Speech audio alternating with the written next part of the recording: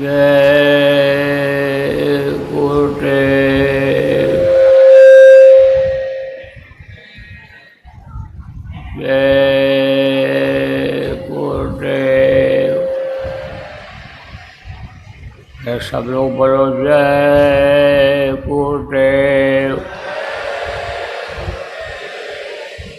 जय गुरुदेव। जय गुरुदेव नाम किसका? जय गुरुदेव नाम किसका? प्रभु का पावन नाम। प्रभु का पावन नाम। जय गुरुदेव।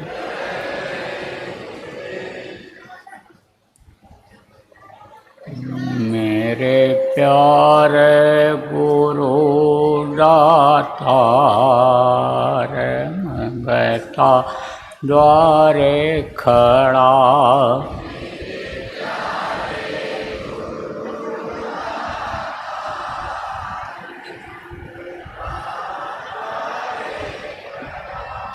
मैं रहा पुकार पुकार, हर कर देखो जरा।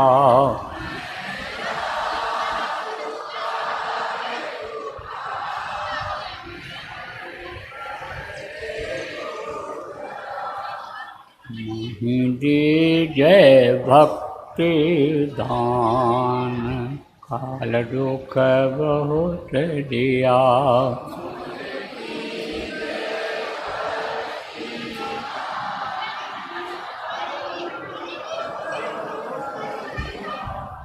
मेरी तड़प उठी अमाय, तरस को तरस रहा।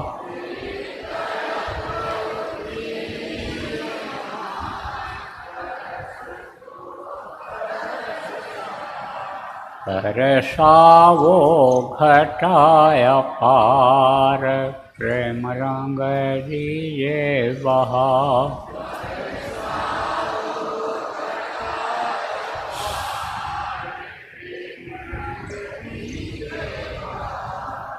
सुरति भी गए अमीर धार, तन मन होए हरा।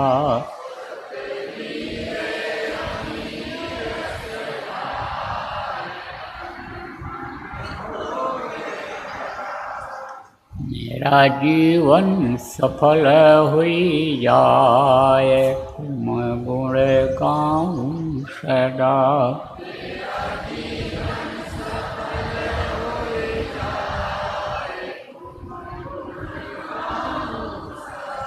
मैं नीच अधम नाकार, तुम्हारे द्वारे पड़ा।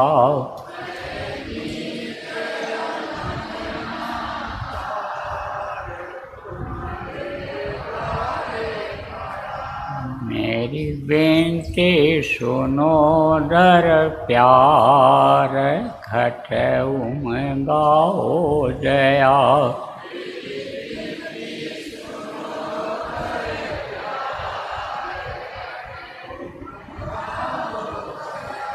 स्वामी जी पिता हमार, जल्दी पार किया।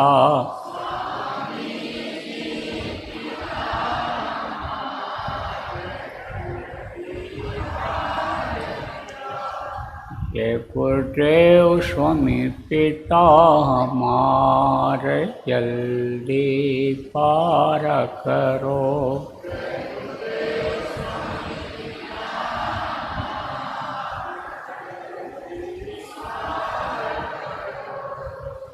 मेरे प्यारे गुरु दातार, मंगता द्वारे खड़ा।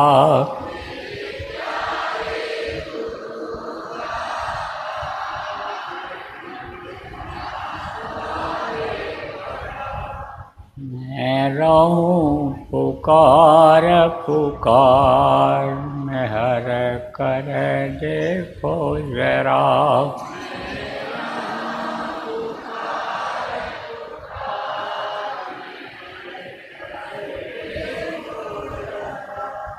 मेहर कर देखो जरा।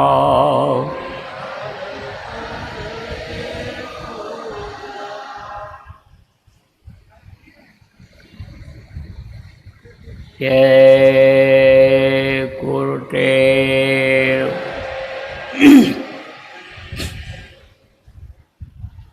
सर्वसमर्थ सर्वत्र स्मरणीय परम पूज्य गुरु जी महाराज, उपस्थित सभी सत्संगी, साधक, कार्यकर्ता, धर्म प्रेमी बच्चियों एवं बच्चियों, आज 19 जुलाई 2024 सायंकाल के बेला जयपुर राजस्थान की इस भूमि पर गुरु पूर्णिमा के पावन अवसर पर गुरु के याद में आयोजित इस कार्यक्रम में आप लोगों का दर्शन का अवसर मिला, मेरा सौभाग्य है। प्रेमियों, यह सत्संग का कार्यक्रम है। इसी तरह से सत्संग के कार्यक्रम संत जब से इस धरती पर आए जीवों के उद्धार के लिए, जीवों की भलाई के लिए, सुख शांति दिलाने के लिए वो लोग भी आयोजित करते रहे। लेकिन सत्संग में बहुत से तरह के लोग आते हैं और जो जिस भाव से आता है, जो जिस चीज़ की इच्छा लेकर के आता है, उसको वो चीज़ मिलती है। सत्संग को एक बाजार बताया गया है। जैसे बाजार लोग लगाते हैं तो बाजार में हर तरह की चीज़ें मिलती हैं, खाने पीने, पहनने, ओढ़ने बिछाने से लेकर के गहना जेवर जो शरीर को सजाता संवारता है, यह सारी चीज़ें बाज़ारों में मिलती हैं। यह बाज़ार अब तो जगह जगह बन गए। आबादी जब बढ़ी तो जगह जगह बाज़ार बन गए। पहले के समय में आबादी कम थी, राजतंत्र होता था तो राजा लोग जगह जगह बाज़ार लगवाते थे और बाज़ार में लोग जाते थे, अपनी ज़रूरत की चीज़ें ले आते थे। कुछ दे आते थे, कुछ ले आते थे। जिसकी जैसी कीमत होती थी वो चीज़ वो दे आता था, जिसके पास जो रहता था वो दे आता था और अपने मतलब की ज़रूरत की चीज़ ले आया करता था। और बाज़ार में जब सब तरह की चीज़ें थी तो जैसे कहा आपको कि जो जचता था वो चीज़ आदमी ले आता था। तो एक थी बुढ़िया। बुढ़िया को किसी चीज़ की खोज थी कि जहाँ जहाँ बाज़ार लगाए, कभी 2-4-10 गांव के पास में लग जाए तो कभी बगल में लग जाए, तो बुढ़िया बाज़ार देखने जाती थी। खाने पीने का सामान, बाकी सामान तो उसके परिवार के लोग ले आते थे, लेकिन बुढ़िया जाती थी कुछ और चीज़ के तलाश में। तो बाज़ार को एक तरफ से देखती, न समझ में आता तो निकल जाती थी, चली आती थी। तो एक बहुत पैसे वाला राजा था, बहुत बड़ा राजा था, उसने बाज़ार लगवाया। तो जैसा मैंने आपको बताया, बाज़ार में हर तरह की चीज़ मिलती है, अब उसमें सोना चांदी हीरा मोती तक रखवा दिया और ज़रूरत की चीज़ बर्तन खाना पीना सामान सब रखवा दिया, साग सब्जी फल फूल से लेकर के। तो जो जाए वो पैसा दे करके ले ले। और जो पैसा वाला नहीं था, राजा ने उसके लिए भी सुविधा दे रखी थी कि ज़रूरत की चीज़ अगर किसी को है तो वो उसको मुफ्त ले सकता है। तो गरीब अमीर सब उस बाज़ार में जाने लगे। उस समय बेईमानी नहीं थी, ईमानदारी थी। लोगों की सोच ये रहती थी कि हम दूसरे का न खाएं, अपना खिला दें। दूसरे को ठगते नहीं थे। दूसरे के ठगने से क्या होता है? दुख होता है। और खुद ठगे सुख होए। और जब खुद ठग जाता है तो सुख होता है। लेकिन सबको तो नहीं होता है। जिनको सत्संग मिलता रहता है, जानकारी रहती है, उनको होता है कि भाई हमारा लेना देना अदा हो गया, कर्जा हमारा ख़त्म हो गया। ये जो हम ठग गए वो समझ लो आसानी से ले गया, नहीं तो ये तो जाने जाना था। हमारे भाग्य का तो ये था नहीं, ये तो जाना ही था। तो शुक्र ये थी, कृपा उस मालिक की ये रही कि चाकू मार कर नहीं ले गया, लठ मार करके नहीं ले गया, आराम से चला गया। लेकिन ये चीज़ें तो सबके समझ में आती नहीं हैं। तो उसमें बेईमानी ठगी नहीं थी, लोग ईमानदार होते थे। प्राण जाए पर वचन न जाए, झूठ नहीं बोलते थे। जबान दे दिया तो पूरी जिंदगी निभाते थे। तो जिसके पास पैसा रहता पैसा देकर लिया था, और नहीं रहता वो अपना एक सामान जो ज़रूरत होता था ले लिया करता था। बुढ़िया एक तरफ से बाजार देखते हुए चली गई, कोई सामान नहीं लिया। जब दरवाजे से गेट से बाहर निकलने लगी तो देखो कोई माल हो या कोई दफ्तर हो या कोई कारखाना हो, तो उसमें एक तरफ से प्रवेश होता है जो बड़े बड़े कारखाने होते हैं, बड़े बड़े प्रतिष्ठान होते हैं, और दूसरे तरफ से निकास होता है। दोनों तरफ सिपाही खड़े रहते हैं। तो जिधर से बाहर निकलना था वहाँ सिपाही खड़ा हुआ था। सिपाही ने कहा तू खाली हाथ जा रही है? अरे तू भी कुछ ले ले माई, ऐसे क्यों जा रही है? तो कहा कि मैं क्या ले लूँ, मेरे समझ में कुछ नहीं आ रहा है। अरे भाई तेरे पास, सिपाही ने कहा, रे तेरे पास पैसे नहीं हैं तो तू मुफ्त ले ले। मैं तो देख रहा हूँ सब कुछ न कुछ लेकर जा रहे हैं और तू खाली हाथ जा रही, तो तेरे मतलब की चीज़ क्या नहीं मिली? बुढ़िया ने सिर हिलाया, नहीं मिली। तो तू क्या चाहती है? तो कहा तो अब आप देना चाहते हो? बोले हाँ। मैं क्या दूँगा, वो तो बाज़ार लगाने वाले ने ये हुक्म दिया है कि कोई खाली न जाए, वो देगा आपको। अगर इसमें नहीं है तो वो देगा, मंगा के देगा। तब कहा कि ये बताओ बाज़ार लगवाया किसने? ये किसने लगवाया बाज़ार? सिपाही ने कहा राजा साहब ने। कहाँ है राजा साहब? अरे राजा साहब तो यही हैं। तो राजा साहब से हमको मिलवाओ, ले चलो उनके सामने। अब बुढ़िया गई,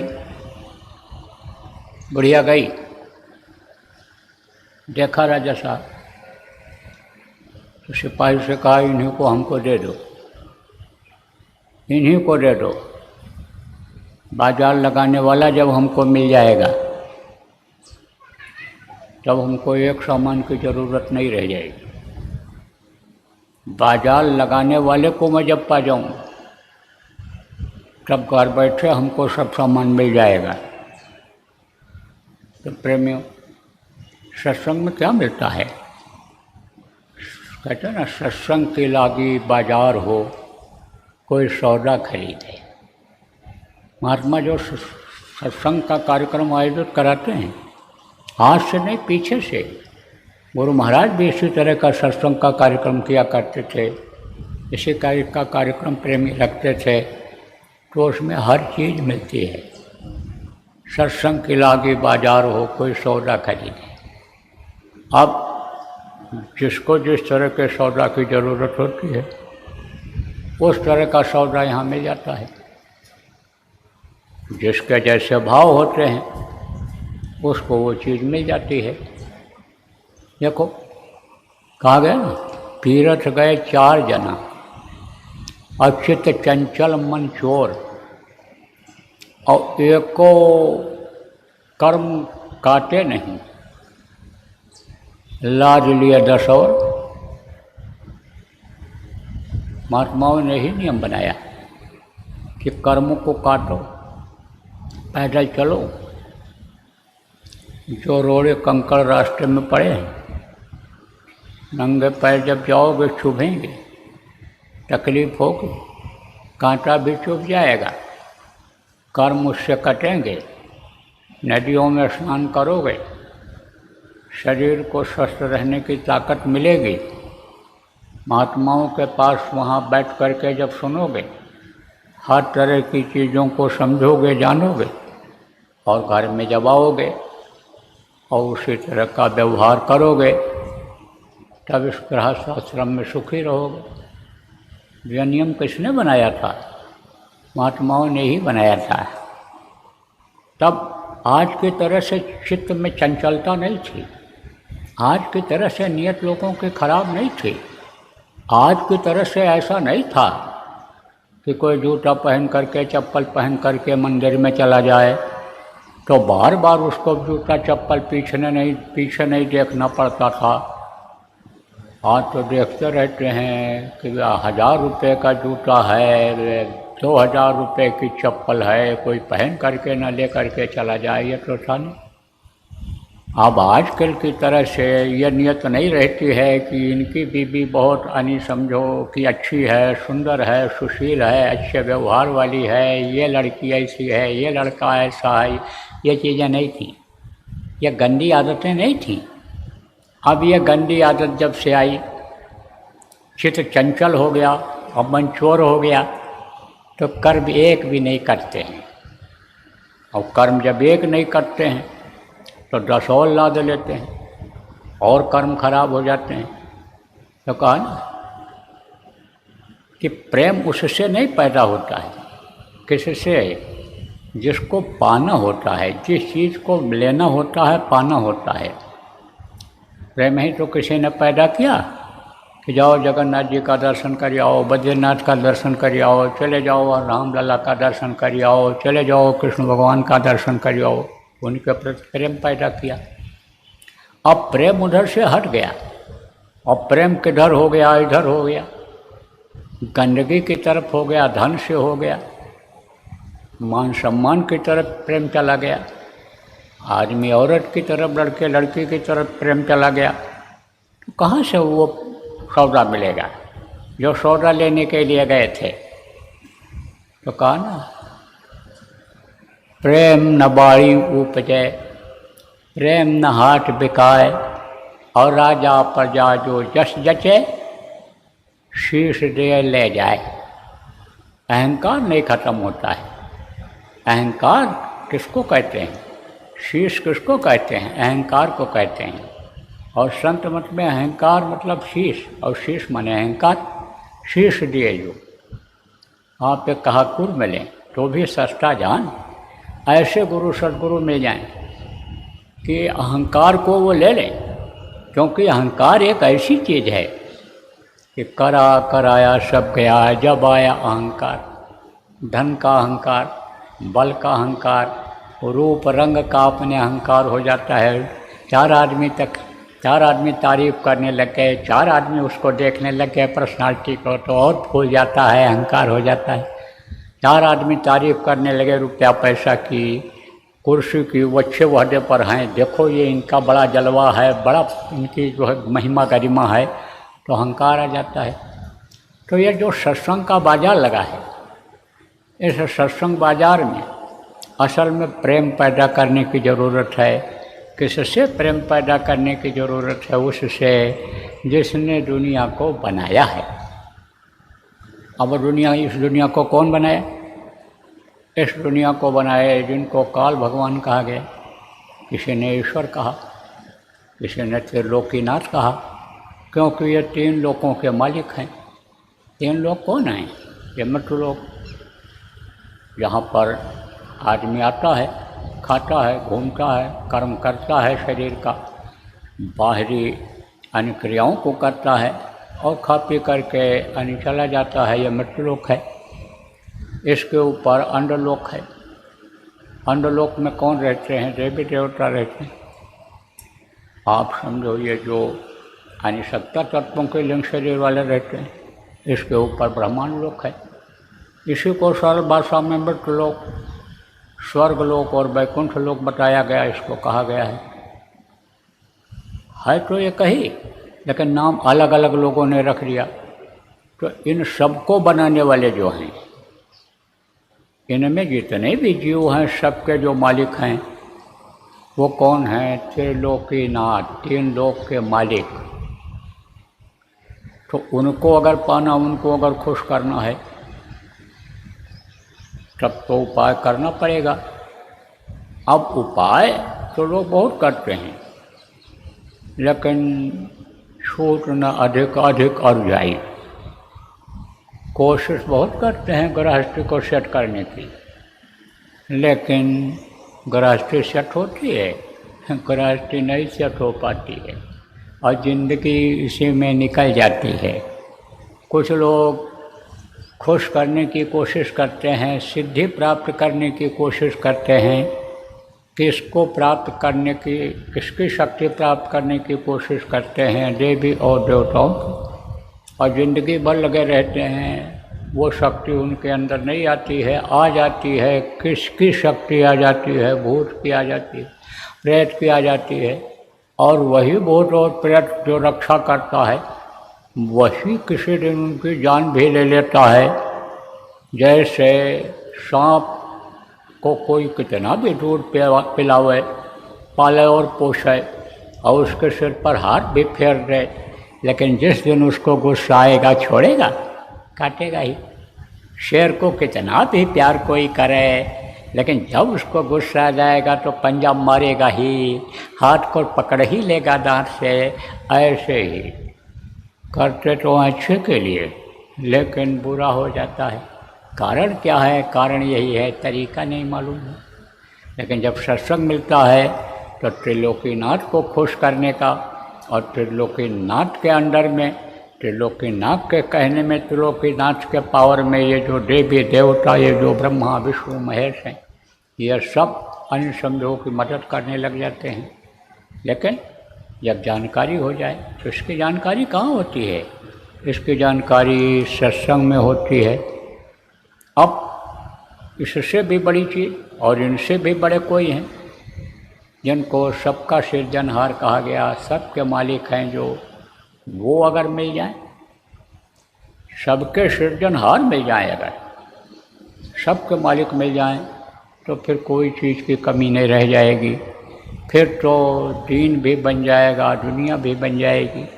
दुनिया किसको कहते हैं? जहाँ पर आप रहते हो, खाते पीते हो, सोते हो, आराम करते हो, ये दुनिया है। दुनिया में कोई चीज़ की कमी न रह जाए, ज़रूरत भर का खाने को मिल जाए, तन ढकने के लिए कपड़ा मिल जाए, घर मिल जाए, मकान मिल जाए, और आप ये समझो मान प्रतिष्ठा मिल जाए, इज्जत मिल जाए। और जब शरीर छूटे तो इस जीवात्मा की संभाल हो जाए, तो ये समझो कि जीवात्मा की संभाल हो जाए, और जीवात्मा जहाँ से आई है वहाँ ये पहुँच जाए, तो समझ लो दीन बन गया। जिस काम के लिए यहाँ पर आए वो काम पूरा हो जाए। किस काम के लिए मृत्युलोक में भेजा गया, किस काम के लिए आप आए, आप बहुत से लोगों को यही नहीं पता है। क्यों? क्योंकि जगह जगह आपने जन्म लिया है, कई प्रदेशों के लोग आते हो आप इस कार्यक्रम में। कोई कर्नाटक से आता है, कोई आंध्रा से आता है, कोई तमिलनाडु से आता है, कोई आपके अरुणाचल से आता है, कोई उधर असम से आता है, बंगाल बिहार से आते हैं, और इधर हिंदी भाषी प्रदेशों के लोग तो आते ही आते हैं।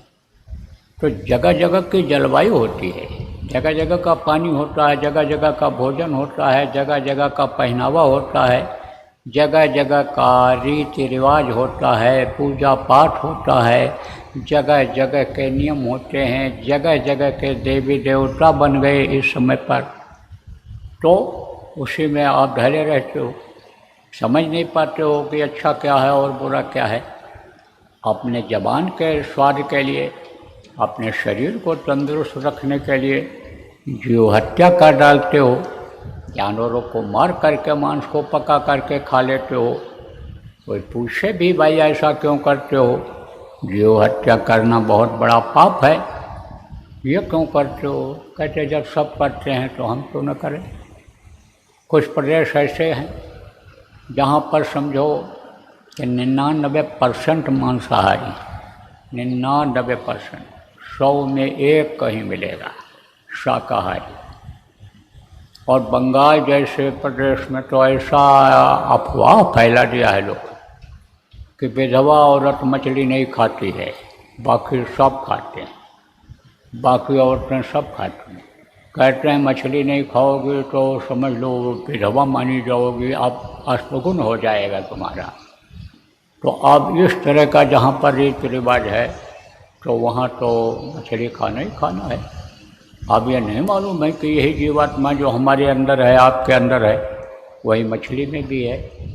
आप मनुष्य शरीर पाने का मतलब अगर नहीं समझ पाए और इसको खाने पीने मौज मस्ती में ही अगर लगा दिया और इसको खाने पीने और ऐश आराम मान प्रतिष्ठा इज्जत के लिए अगर गलत कामों में लगा दिया तो शरीर तो एक दिन छूटना ही छूटना है, दुनिया से तो एक दिन जाना ही जाना है। तो इसी जीवात्मा को जो परमात्मा की अंश है इसको सजा मिल जाएगी तो ये कहाँ जाएगी? इन्हीं योनियों में जाएगी, आसमान में उड़ने वाले पक्षी में, जल के जीव में जाएगी, ज़मीन पर चलने वाले कीड़े मकोड़ों में जाएगी, सजा भोगेगी।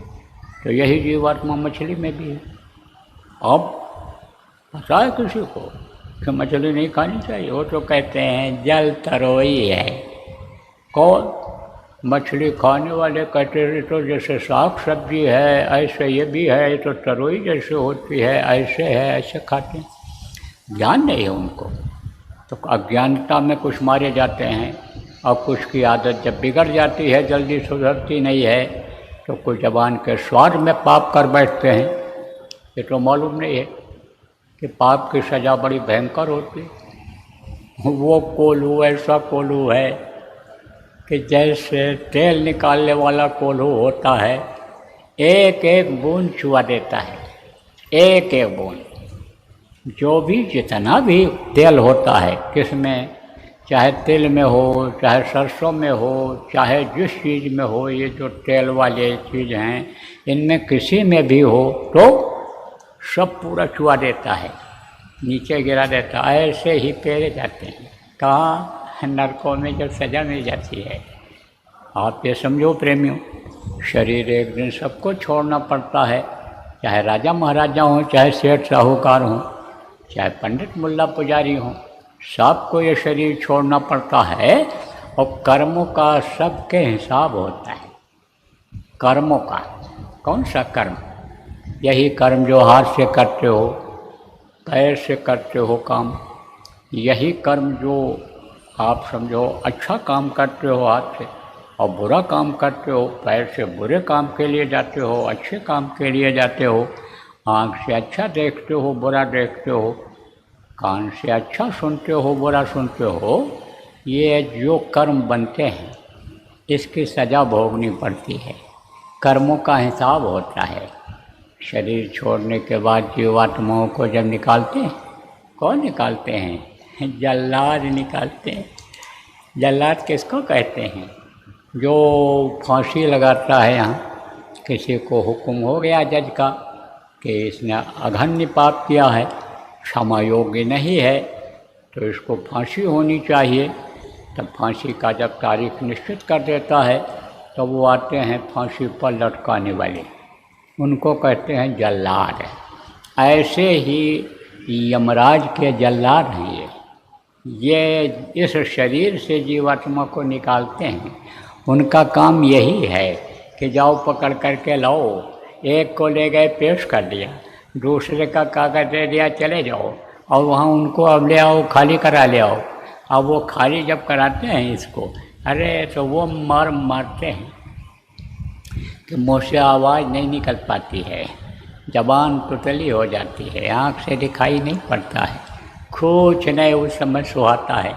मरते हुए आदमी को कह दो कि अरे दादा ये तुमको मैं खजाना दे रहा हूँ, ये तहखाने में देखो हीरे मोती भरे हुए हैं, ये देखो ये नोट भरे हुए हैं और मैं तुमको दे रहा हूँ, इसके मालिक हम तुमको बना रहे हैं, ये बढ़िया बढ़िया चीज़ें खाने के लिए रखी हुई हैं, ये महल में तुमको हम सुलाने जा रहे हैं, अच्छा लगेगा? नहीं लगता है। देखो बीमारियां क्यों आती हैं, चेतावनी दिलाती हैं, तकलीफ़ें क्यों आती हैं, होशियार करती हैं कि ये जो तकलीफ़ तुमको हो रही है, अगर तुमने ध्यान नहीं दिया तो इस तरह की तकलीफ़ें और आती रहेंगी या बीमारियां और आती रहेंगी, और मरते समय इससे भी ज़्यादा तकलीफ़ होगी। लेकिन आदमी इसको भूल जाता है।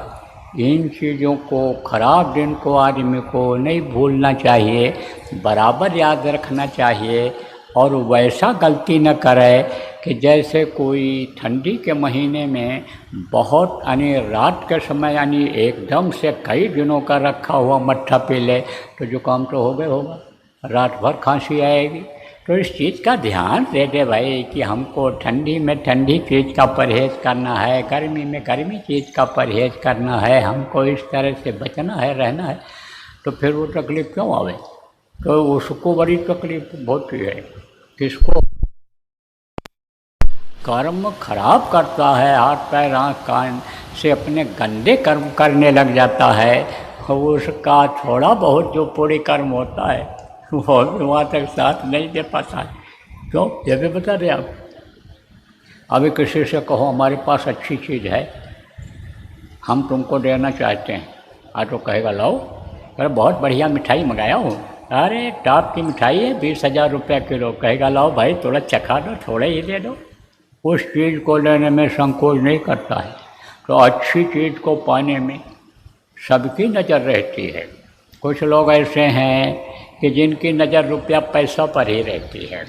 कौन लोग? जो रुपया पैसा पाने लेने वाली जगह पर हैं, जिनको लोग अपने आप दे जाते हैं, नहीं जब डंडा दिखाते हैं, पावर दिखाते हैं तब दे जाते हैं, उनकी नज़र हमेशा पैसे पर ही रहती है और रुपयों पर ही रहती है। ऐसे ही अच्छी चीज़ों पर उनकी नज़र रहती है। किसकी? यमदूतों की। यमदूतों की नज़र रहती है। किस पर रहती है? जाने वाले पर रहती है, क्योंकि कुछ पूरे कर्म भी बन जाता है आदमी से। और भारत जैसे देश में, धर्मपरायण देश में, यानी आओ बैठो पियो पानी, रोटी खिलाना, पानी पिलाना, गरीब की मदद कर देना, ये चीज़ अभी गई नहीं है। तो ये जो मदद हो जाती है, इससे जो पूरे कर्म इकट्ठा हो जाते हैं, उस कर्म के लालच वो भी किए रहते हैं। अब अगर कमज़ोर रहता है तो छीन लेते हैं। कैसे है भी बता दें। कहीं गए तलाशी में, कोई भी हो, कोई चाहे विभाग वाले हो, चाहे जिस विभाग वाले हो, तलाशी होती है, बहुत विभागों की तलाशी होती है भारत देश में। तो उसमें गए और देखा मालतीय बढ़िया और तो रख दिए अगर उसको, तो कौन वहाँ देखने पूछने जाता है? वो तो जिसको पकड़े और लगाया 2 डंडा 2 थप्पड़ लगाए और बोले चलो जेल में बंद करेंगे तुमको, तुम्हारे ऊपर ये धारा लगाएंगे, ऐसे ऐसे तुमको हम पेश करेंगे वहाँ पर कि तुम छूट नहीं पाओगे। उसको तो जान बचे लाखों पाए, यानी जान बचाओ कि वो लाखों के चक्कर में पाओ, वो लाखों को ले जाए। अब आप समझो इसी तरह की उनकी नीयत रहती है। किसकी? यमदूतों की। अच्छे कर्मों को छीन लेते हैं और ले लेते हैं अच्छे कर्मों को, अब खाली हाथ जब वहाँ पहुँचा, कहाँ, न्याय के दरबार में, तो डर के मारे बोल भी नहीं सकता है कि हमारा पैसा ले लिए हैं या हमारा छीन लिए हैं। इतना डरा हुआ रहता है, इतना धमकाते हैं, इतना मारते हैं, इतनी सजा देते हैं रास्ते में यमराज के दूत, यमराज के सिंहासन तक पहुँचते समय कि वो तो कांपता है थर थर। और ऐसे रास्ते से ले जाते हैं कि जहाँ बुरे कर्मों को किए हुए लोगों को सज़ा मिलती हुई दिखाई पड़ती है कि कोई काटा जा रहा है, कोई मारा जा रहा है, कोई सताया जा रहा है, कोई जलाया जा रहा है, कोई बोटी बोटी अलग कर दिया जा रहा है किसी का। वो उसको जब देखते हैं तब तो समझ लो आधी जान ऐसे ही चली जाती है। तो प्रेमियों, उस रास्ते से जाना क्यों पड़े? अरे क्यों जाना पड़े? आप समझो एक बार अगर देख लो उस रास्ते को, तब तो आप कान पकड़ोगे, उठो बैठोगे और कहोगे अब न धर्म पग यही मगोर। जैसे बच्चा माँ के पेट में जब 9 महीने पलता है और माँ के पेट की आग जब तपाती है, गर्म करती है, तब वो प्रार्थना करता है, या प्रभु या मेरे मालिक अब मुझको जल्दी से बना करके तैयार करके बाहर निकाल दो। अब हम कोई ऐसा कर्म नहीं करेंगे कि जिससे मुझको दोबारा इस माँ के पेट में आना पड़े, ऐसे। लेकिन जब तक न देखो तब तक सुनने पर जल्दी विश्वास नहीं कर सकते हो, नहीं करते हो। तो देखो आज वो सब रास्ता आपको बताया जाएगा कि चाहो तो नरकों की तरफ चले जाओ, चक्कर लगाओ, लेकिन जहाँ की बदबू 100 कोस तक जाती, जहाँ मार पड़ती है, चिल्लाते हैं तो उनकी आवाज़ 100 कोस तक जाती है, तो आवाज़ बर्दाश्त होगी, दया आने लग जाएगी, सुनना नहीं पसंद करोगे। जब समझो कि कहीं आंधी आफत आती है, जब आदमी बहुत ज़्यादा मरने लगते हैं, मारे जाने लगते हैं, किसी का पैर कटा है, किसी का सिर में चोट है, किसी का हाथ कटा हुआ उठ नहीं पाता, चिल्लाता रोता है, पानी दे दो, उठा लो, ये कर लो, उसको देख करके बहुत से लोग जाना नहीं पसंद करते हैं। भाई हम क्या क्यों मदद करेंगे, किसके करेंगे। और जहाँ पर आप ये समझो कि ऐसा ही सब होता हो, वहाँ कौन जाना पसंद करेगा। लेकिन जा सकते हो, जा सकते हो, ऐसे कोई नहीं जाता है, लेकिन जा सकते हो। कैसे जा सकते हो? अरे पासपोर्ट बनवा करके कि वीज़ा बनवा करके जो दूसरे देश में जाते हो, इससे जा पाओगे? कि टिकट लेकर रेल पर बैठ कर जा पाओगे, कि बस में टिकट लेकर जा पाओगे, कि अपनी गाड़ी 2 करोड़ रुपए की यानी खरीद लो, 200 किलोमीटर की स्पीड से चलाओ, उससे जा सकते हो? उससे नहीं जा सकते हो। उसका रास्ता अलग है। उसका रास्ता कहाँ है? उसका रास्ता इसी शरीर के अंदर से गया हुआ है। अंदर में गया हुआ रास्ता ऐसा है कि नर्क 84 में, नर्क में ही नहीं, आप समझो कि स्वर्ग और वैकुंठ में ही नहीं, इससे जो ऊपर लोक हैं, ब्रह्मलोक, पार ब्रह्मलोक, आप ये समझो सतलोक, अलखलोक, अगमलोक, उनमें भी वो रास्ता गया हुआ है, इसी शरीर के अंदर से गया हुआ है। लेकिन अब वो रास्ता जब मिलेगा, मालूम पड़ेगा आपको, तभी तो आप उससे जा पाओगे। तो ये रास्ता कोई बहुत नया नहीं है, ये तो बहुत पुराना रास्ता है। जब जब जीव फंसे इस मृत्युलोक में, तब तब संतों का आगमन हुआ और उन्होंने वो रास्ता खोला है, बताया है। देखो संत तो हमेशा रहते हैं। संत किसको कहते हैं? जो जानकारी कर लेता है, किस चीज़ की जानकारी कर लेता है, किसी भी स्थान के ऊपर लोगों की जानकारी कर लेता है, उसी को लोग संत महात्मा कहने लग जाते हैं। उसके अंदर कुछ न कुछ त्याग आ जाता है, उसके भाव बदल जाते हैं, ज्ञान हो जाता है उसको, तो उसी को लोग महात्मा संत मानने लग जाते हैं। कुछ लोग सतलोक तक पहुंच जाते हैं, वो संत यानी समझो कहलाने लग जाते हैं।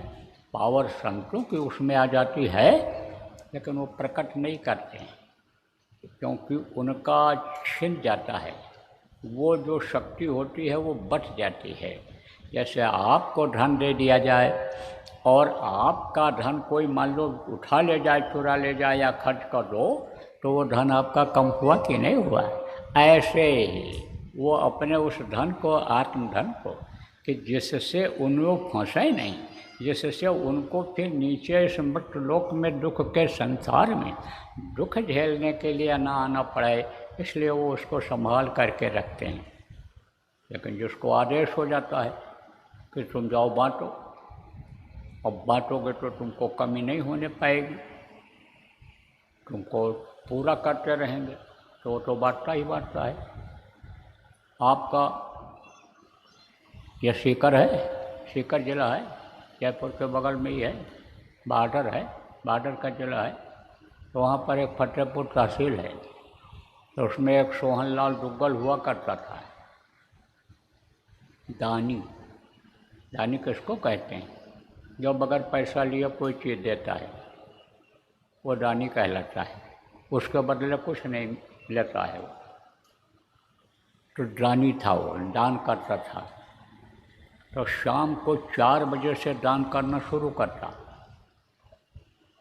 और जब तक आते रहते थे दान देने वाले तब तक वो देता रहता था। तो दान लेना भी सब लोग पसंद नहीं करते थे, दान लेना अच्छा भी नहीं होता है।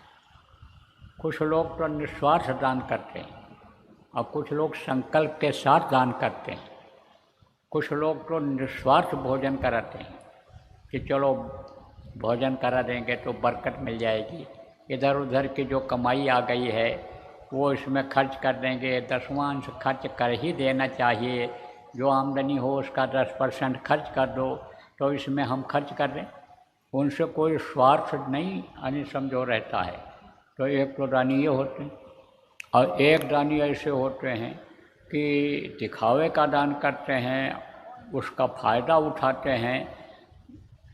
कुछ दान कर दिया, भोजन करा दिया, अब उनको उसके बदले में और धन मिल गया, लोगों ने दे दिया, यह तो भंडारा करते रहते हैं, भोजन खिलाते रहते हैं, हम भी दान दे दें इनको। आप ये समझो कुछ इस तरह पा जाते हैं, कुछ इस तरह से समझो पा जाते हैं कि नाम हो जाता है उनका कि देखो ये बड़े दानी हैं, दानवीर हैं। तो उनका जो होता है, आप ये समझो ऐसे लोगों का जो होता है वो समझो कि फ़ायदा उनको नहीं होता है, उनमें बरकत नहीं होती है, उनमें लोभ बढ़ जाता है, लालच बढ़ जाता है। चाहे सम्मान का लालच बढ़ जाए, लालच बढ़ जाए, और चाहे धन का लालच बढ़ जाए कि एक भंडारा हम कर देंगे, 1 लाख रुपया खर्च कर देंगे तो 2 लाख रुपया और लोग चंदा दे देंगे, हम ही को अधिष्ठाता बना देंगे, भाई हमारा ले लिया करो, भंडारा खिला दिया करो हर महीने।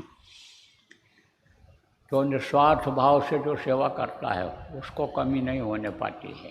तो उसका भाव निस्वार्थ ही था। किसका? सोहनलाल दुग्गल का। तो सोहनलाल दुग्गल दान करता था तो सिर को नीचे किया रहता था। तो एक आदमी ने कहा, ऐसी देनी देन को क्यों, ऐसी देनी देन को कित सीखे हो सैन, और ज्यों ज्यों कर ऊँचो उठे त्यों तो नीचो नैन। अब इसका मतलब समझा लें।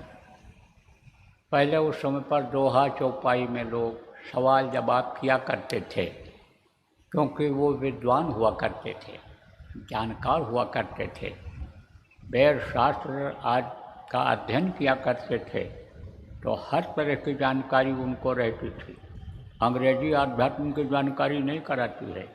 ये जो और भाषाएं हैं, बहुत सारी भाषाएं, ये आध्यात्म की जानकारी नहीं कराती हैं, लेकिन एक संस्कृत भाषा ऐसी है कि जो धार्मिक ग्रंथों की जानकारी कराती है, वेद की जानकारी कराती है।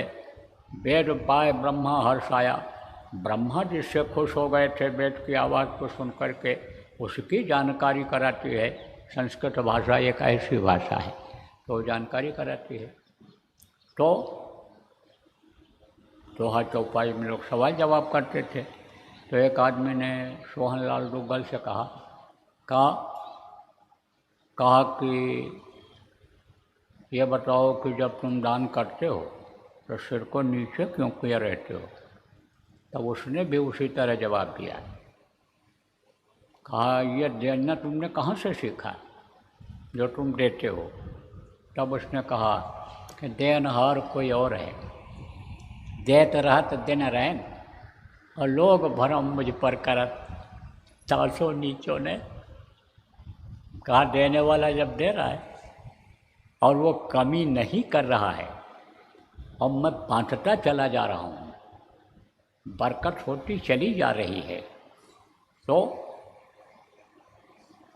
अरे मैं क्यों अपने को दिखाऊं मैं दे रहा हूँ। अब जो पाता है कहता है इन्होंने दिया हमको, सोहनलाल ने दान दिया, सोहनलाल ने दिया, सोहनलाल ने दिया।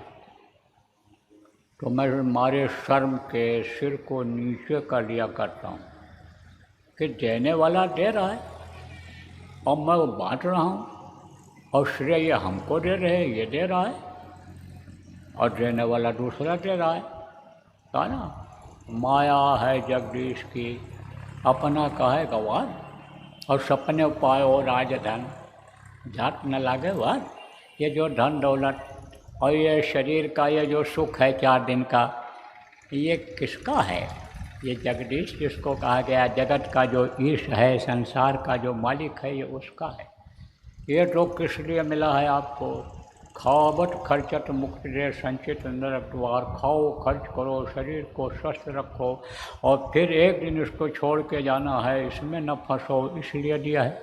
और इसी को अपना समझता है जो आदमी, उसका ख्याल ध्यान उस तरह का है कि जैसे सपने में किसी को धन मिल जाए और वो ये कहे ये मेरा धन है, मैं राजा हूँ, तो सपना कहीं सत्य होता है? सुबह जब आँख खोलेगा तो उसी चारपाई पर मिलेगा। वो महल में जो सोया था 40 किलो यानी 40 शेर का फूलों की जो शेर सजाई हुई थी, वो तो मिलेगा नहीं इसको। तो सपने पाओ राजधन, तो ये सब किसका है? ये सब उसका है, वो देता है। तो जब वो देने लगता है तो देत न माने हार। जब देने लगता है तो हार नहीं मानता है, देता ही है।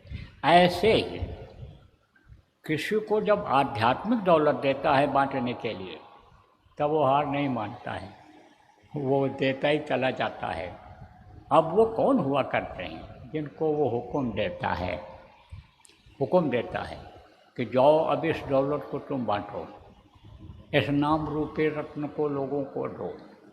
जो मीरा ने पाने के बाद कहा था, पायो रे मैंने नाम रतन धन पायो, वस्तु अमोलक दी मेरे सदगुर, कृपा कर अपनायो, पायो रे मैंने नाम रतन धन पायो। मीरा ने कहा मेरे सदगुरु ने कृपा करके अपनाया, यह नाम रूपी रत्न मुझको दे दिया। ये गुरु ने मुहदीनी अजब जड़ी, अजब जड़ी दे दिया उन्होंने। इसको मैं अब जब जड़ी को अपनी तीसरी आँख पर लगाऊंगी तो मेरी आँख खुल जाएगी, दिव्य दृष्टि खुल जाएगी, प्रभु का दर्शन हो जाएगा। गुरु ने ये दिया। तो कहते हैं जाओ नाम को दो, बांटो, नाम रूपी रत्न लोगों को दो, और जितने को दोगे आप ये समझो कि उतनी ही बढ़ोतरी होगी, उतनी ही बढ़ोतरी होगी। अब आप ये समझ लो कि रिद्धि सिद्धि कहते हैं पड़ जाती है। रिद्धि सिद्धि किसको कहते हैं? रिद्धि एक सिद्धि है। वो जब सिद्धि हो जाती है तब कोई चीज़ की कमी नहीं रहती। कोई चीज़ को आदमी पा लिया तो उसकी चीज़ की कमी नहीं रहती है। फिर वो कितना भी खर्च करे तो जितना खर्च करेगा वो आते रहता है। रिद्धि सिद्धि, काम ध्यान, कल्प वृक्ष। कल्प वृक्ष में क्या होता है? कामधेन में क्या होता है कि कामना किया, इच्छा किया, जो इच्छा कीन्ही मन माही, और हर प्रताप का डोलन है। जिस चीज़ की आदमी इच्छा करता है वो चीज़ उसको मिल जाती है। और कल्पवृक्ष को इसको कहते हैं, कल्पना करता है कि मोटर कार बढ़िया हो जाए, सबसे कीमती कार जो 4-5 करोड़ 8 करोड़ का है वो हमको मिल जाए, तो वो दिखाई तो पड़ता है।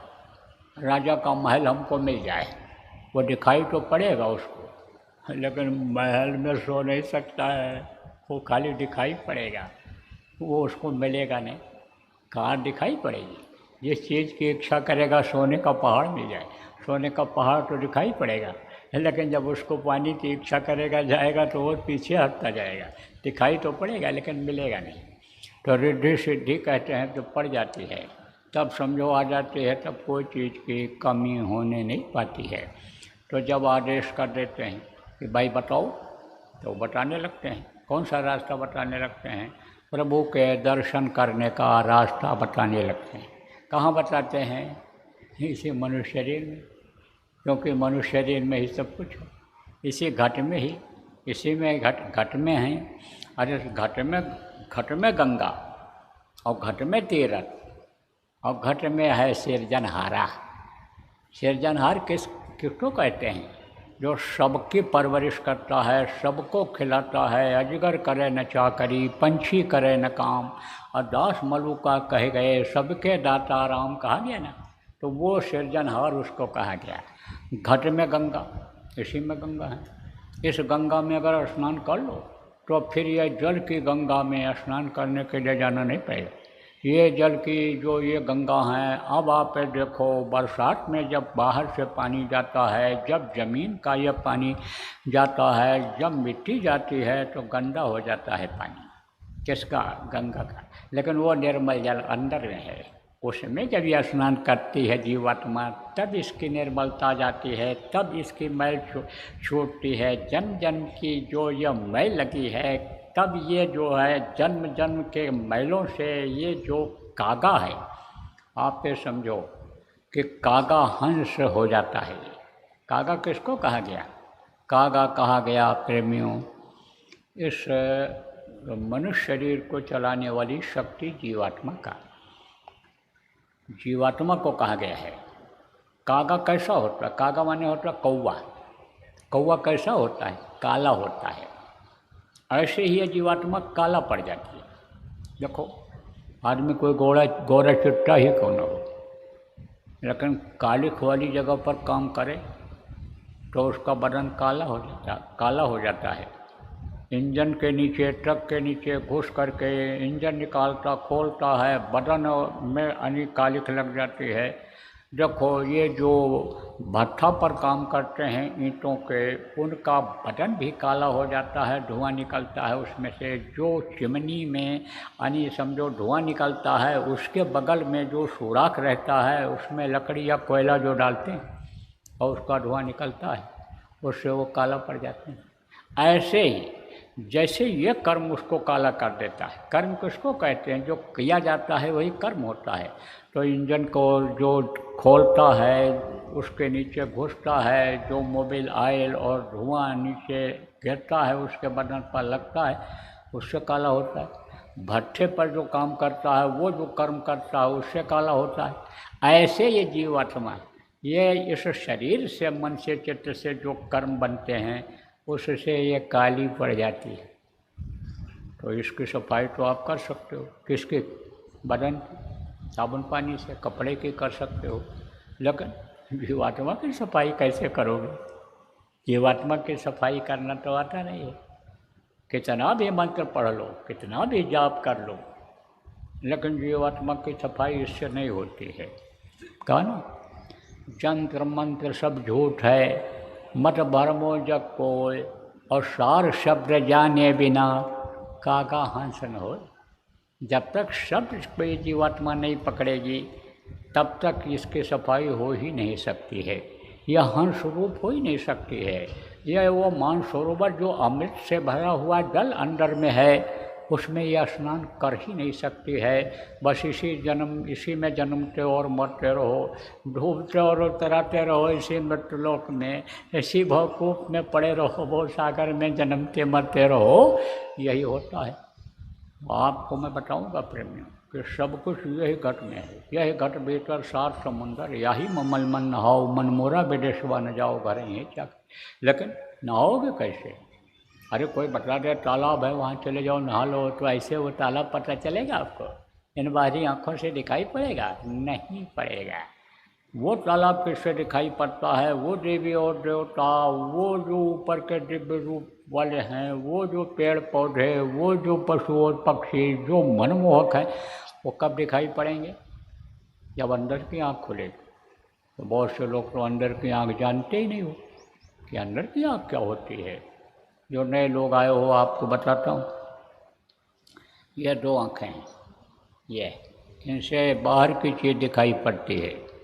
और इन्हीं दोनों आँखों के बीच में एक तीसरी आँख है, उसी को जानकार लोगों ने दिव्य दृष्टि कहा है, आत्म चक्षु कहा है, हृदय चक्षु कहा है। उसी को मुसलमान फ़कीरों ने रूहानी आँख कहा है। स्पिरिचुअल मास्टर जो हुए हैं उन्होंने उसको थर्ड आई कहा है। तो उससे ऊपरी लोगों की चीज़ें, उधर की चीज़ें दिखाई पड़ती हैं। कहाँ से दिखाई पड़ती हैं? यहीं से दिखाई पड़ती हैं। कहाँ से? जहाँ पर ये जीवात्मा बैठी हुई है। जीवात्मा में एक आँख है, दो आँख इधर है और एक आँख जीवात्मा में है जो इस शरीर को चलाती है। कैसे चलता है शरीर, क्या है, अभी तो ये कार्यक्रम आपके होने वाले होंगे, कल सुबह भी होगा, कल शाम को, परसों भी बराबर अगर सत्संग सुनोगे तो बहुत सी चीज़ों की जानकारी आपको हो जाएगी। तो देखो, वो जो आँख है अंदर में ही, नहीं दोनों आँखों के बीच में है, वो किसमें है? जीवात्मा में है।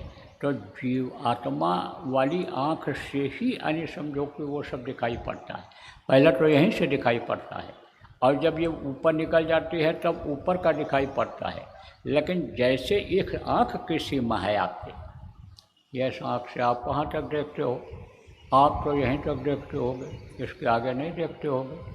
आप जहाँ बैठे हो वहाँ से घूम के देखो तो आदमी आपको दिखाई पड़ेंगे।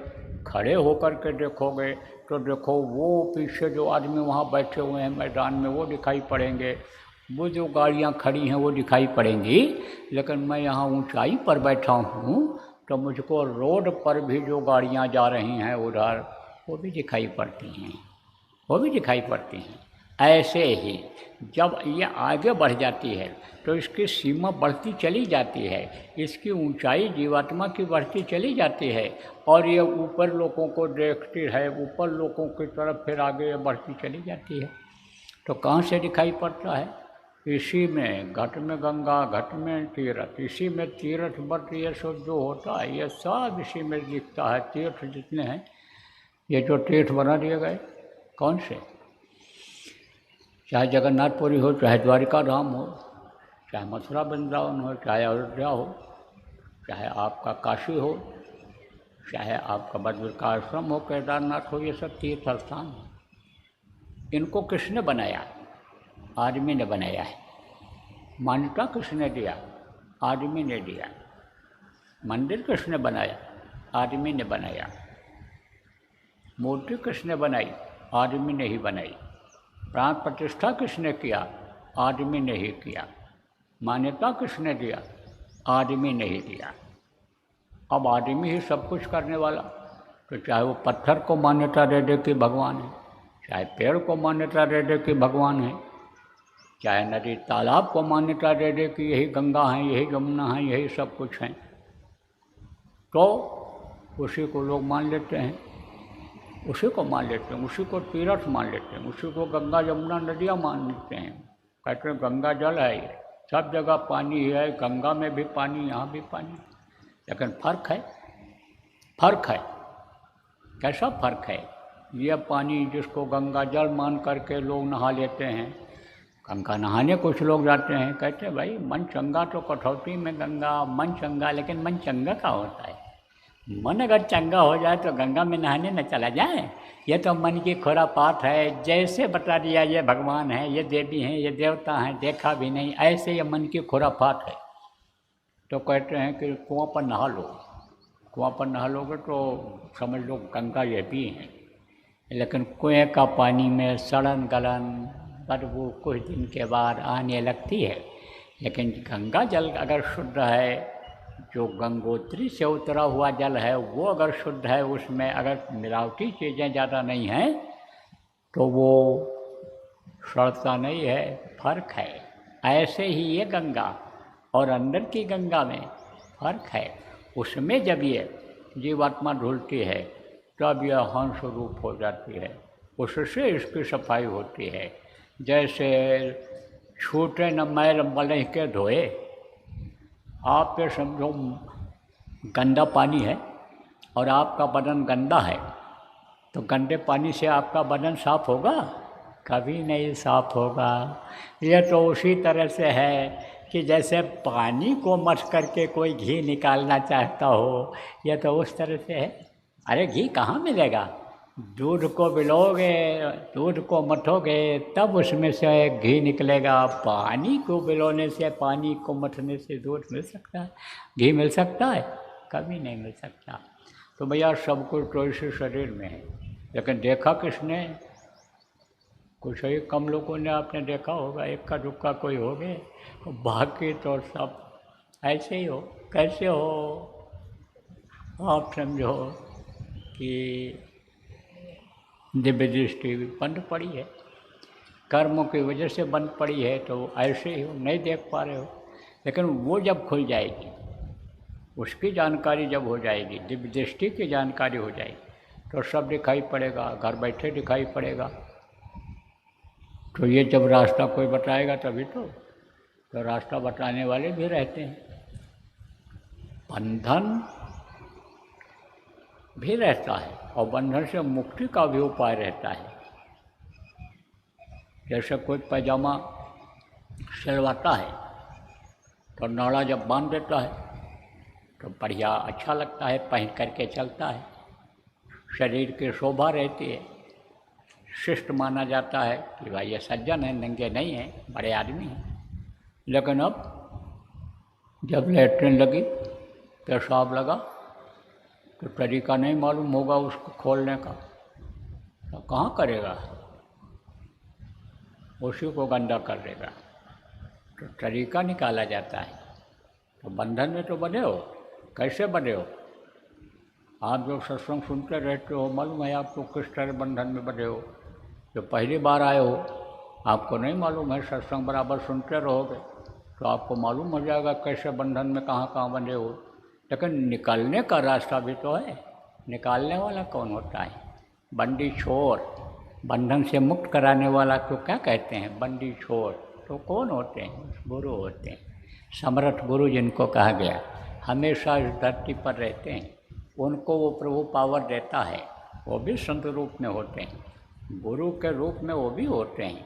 गुरु गुरु सब एक होते हैं। गुरु गुरु का दर्जा ऊंचा होता है, लेकिन गुरु गुरु में भी भेद होता है। शब्द बताओ है राम, जो शब्द भेदी गुरु होते हैं सदगुरु कहलाते हैं। जैसे हमारे ये गुरु महाराज थे, ये जिनकी तस्वीर लगी हुई, बहुत से लोगों को इन्होंने बताया,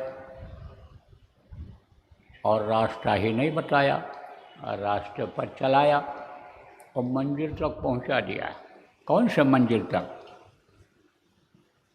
ये जो एक ज़िले से दूसरे ज़िले का बॉर्डर है, या एक प्रांत का दूसरे प्रांत का, एक देश से दूसरे देश का प्रांत का देश का बॉर्डर है, ये बॉर्डर तक, ये मंजिल नहीं है आदमी। जीवात्मा की मंजिल कहाँ है? कि जहाँ से जीवात्मा फिर नीचे उतर करके नहीं आती है, इसकी मुक्ति हो जाती है, इसको मोक्ष मिल जाता है, वहाँ तक पहुँचा दिया गुरु महाराज। अब ये सत्य है कि इस मृत्युलोक में जो मनुष्य शरीर में आता है उसको छोड़ करके जाना पड़ता है। तो उसी नियम के अनुसार, उसी नियम के अंतर्गत गुरु महाराज को भी जाना पड़ा। लेकिन यह भी संतों की परंपरा रही है कि जाने से पहले किसी न किसी को वो बता के गए हैं, अधिकार देकर गए हैं, पावर देकर गए हैं कि तुम इसको बांटो, लोगों को बताओ और समझाओ। गुरु महाराज भी जाने से पहले महीना चीज़ के लिए हुक्म देकर गए थे कि तुम लोगों को बांटना, या दौलत जो तुमको दी जा रही है तुमको बांटने के लिए दिया जा रहा है। घबराहट तो बहुत होती थी, कैसे होगा, क्या होगा। मान लो गुरु की दया मिली गई है, मिल ही रही है, तो यह दया ख़त्म न हो जाए, महरूम रह जाऊं, लोगों के कर्म आने लग जाएं, सज़ा मिलने लग जाए। लेकिन जाने के बाद फिर उनका हुक्म हुआ, हिम्मत उन्होंने दिया, कहा तुम अब नामदान देना शुरू कर दो। तो जब आदेश हो गया तो गुरु भक्ति बड़ी चीज़ होती है। गुरु भक्ति पीछे करे, गुरु भक्ति पहले करे, और पीछे और उपाय, कोई भी उपाय करना है तो उसको बाद में करो और गुरु भक्ति पहले करो। और गुरु भक्ति अगर कर ले जाओगे तो जो भी उपाय और आपको करना है उसमें मदद मिल जाएगी, और बहुत कुछ उपाय तो करना भी नहीं पड़ेगा, अपने आप गुरु की दया से हो जाएगा। जैसे मान लो प्रेमियों, गुरु महाराज ने हमको आपको नामदान जब दिया था तब ये आदेश दिया था कि बराबर सुमिरन ध्यान भजन करते रहना, घाट पर बैठते रहना, हाजिरी लगाते रहना दरबार की। अब आप कहो भाई कि हमारा ये काम है, इसके बगैर हमारा नहीं चलेगा। मान लो कोई रुपया पैसा ही आपका बाकी है और आपके घर में खर्चा है, आप कहोगे उसको हमको लेने के लिए जाना है और उसी में लगे रहते हो, रोज़ दौड़ के जाते हो, नहीं देता है। लेकिन गुरु भक्ति पहले करें, गुरु के आदेश का पालन आपने पहले किया, सुमिरन किया, ध्यान किया, भजन किया, सेवा किया, जो भी करना है उस समय पर मौके पर वो किया, और वो आपके घर में लाया पैसा दे गया, कहा भाई बहुत दिनों से बाकी था, माफ़ करना मुझे, या आप अपना रुपया पैसा लो। तो बिना ही प्रयास हुए बहु भंगा, मेरे बगैर प्रयास के तो हो गया ये। तो गुरु की दया जब होती है तब सब काम बन जाता है। जा पर दया यानी गुरु की होई, ताप पर दया करें सब कोई। तो गुरु भक्ति पहले करनी चाहिए, तो गुरु भक्ति तो करनी ही थी। शुरू से निशाना यही बनाया, गृहस्थी का पढ़ाने का, पालने का। गृहस्थी से जब दूर रहे, गुरु महाराज जब इसी तरह की दया मौज किए तो समझो सेवा तो करनी ही थी, तो नामदान देना शुरू कर दिया। अब ये ऐसा सौदा है कि इसमें कोई दाम नहीं लगना है। जैसा मैंने शुरू में बताया आपको, दृष्टांत सुना करके कि ये बाज़ार है, सत्संग बाज़ार है। अब इसमें हर तरह के लोग आते हैं।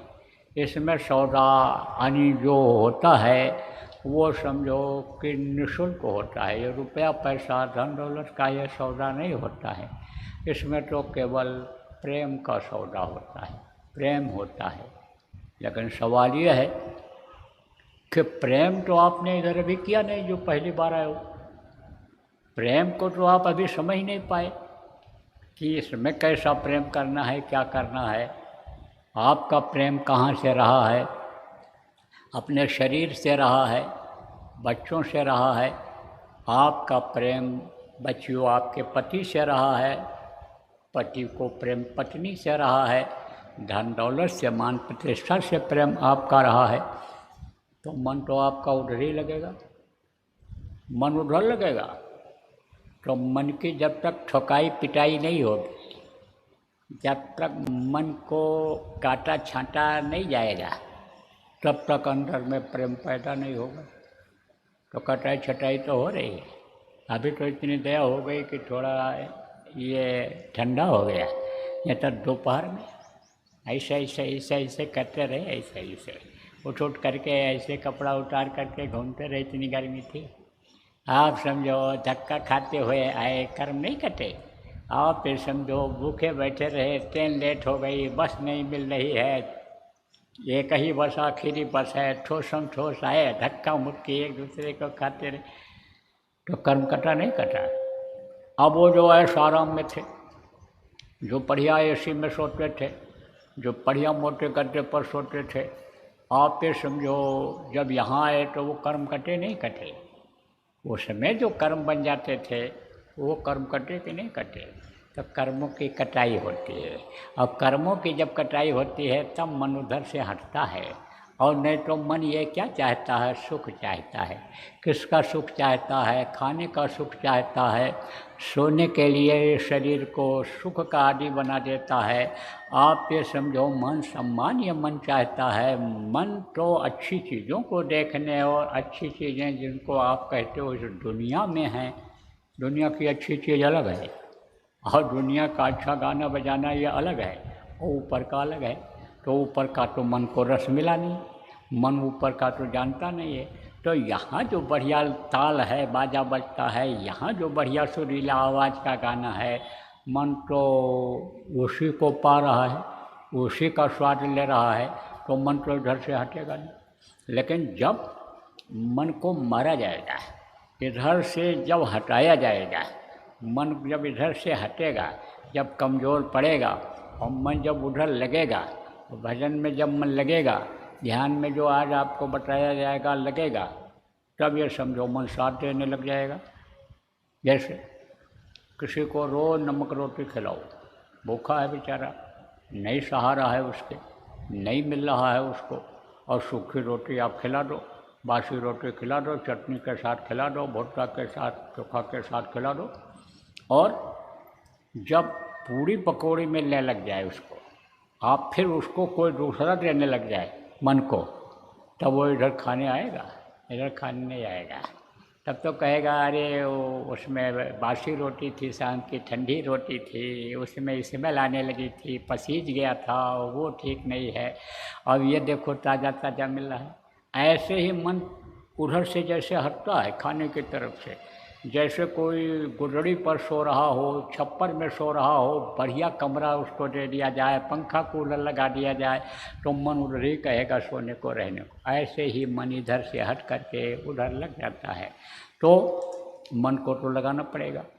मन ऐसे लगता है जब बराबर सत्संग आदमी सुनता रहता, सत्संगों में आता रहता है, जब कर्म काटता रहता है, तब छोटी चीज़ से फिर बड़ी चीज़ मिल जाती है। तो प्रेमियों, ज़्यादा समय आपका नहीं लूँगा, क्योंकि ध्यान भजन भी आप लोगों को कराना है। अब आपको मैं बताऊंगा कि किससे आपकी दिव्य दृष्टि खुलेगी, तीसरी आँख खुलेगी, किससे आपको अन्य देवी देवताओं का अंतर में घट में दर्शन होगा, प्रभु का दर्शन होगा, सबका सृजनहार जो अन्य समझो अकाल पुरुष जी को, जिसको लोगों ने कहा, जिसको सत्साहब लोगों ने कहा, जिनको हम लोग जय गुरुदेव कहते हैं, उनका दर्शन आपको करने का इसी मनुष्य शरीर में तरीका बताऊंगा। इसके लिए न आपको घर छोड़ना रहेगा, न ज़मीन जायदाद छोड़नी रहेगी, न बाल बच्चों को छोड़ना रहेगा, और न आपको अष्टांग योग, हठ योग जो लोग करते थे, अब भी बहुत से लोग करते हैं, उसको करना रहेगा। कुछ नहीं, बस आपको थोड़ा समय गृहस्थी के बाद से निकाल लेना रहेगा। अभी तो आप 24 घंटे खाने पीने, सोने, मौज मस्ती में ही समय को निकालते रहे हो, बाल बच्चों पर निकालते रहे हो, मान सम्मान इज्जत पाने के लिए निकालते रहे हो, लेकिन इधर से थोड़ा समय अब आपको निकालना पड़ेगा। अब ज़्यादा समय के लिए अगर कह दूँ तो भी नहीं निकाल पाओगे आप, क्योंकि मन आपका उसी में लगा हो, और आपको तो यही है कि हम नहीं करेंगे तो सब बिगड़ जाएगा, नुकसान ही नुकसान होगा, हम नहीं कमाएंगे, हम नहीं लाएंगे तो हमारे बच्चे भूखों मर जाएंगे, क्योंकि अभी आपने उनके रूप को देखा नहीं, जो सबको खिलाते हैं, जो पैदा होने के पहले माँ के आस्तन में दूध भर देते हैं, ऐसे परवरिश करने वाले को तो आप अभी आपने देखा नहीं, तो आपको विश्वास नहीं होगा। इसलिए थोड़ा थोड़ा समय निकालने के लिए आपको कहा जाता है कि भाई चलो ठीक है, 1 घंटा ही सही सुबह शाम समय निकाल लेना। किसके लिए निकाल लेना? प्रभु के दर्शन के लिए निकाल लेना, उनकी आवाज़, उनकी मधुर वाणी को सुनने के लिए निकाल लेना।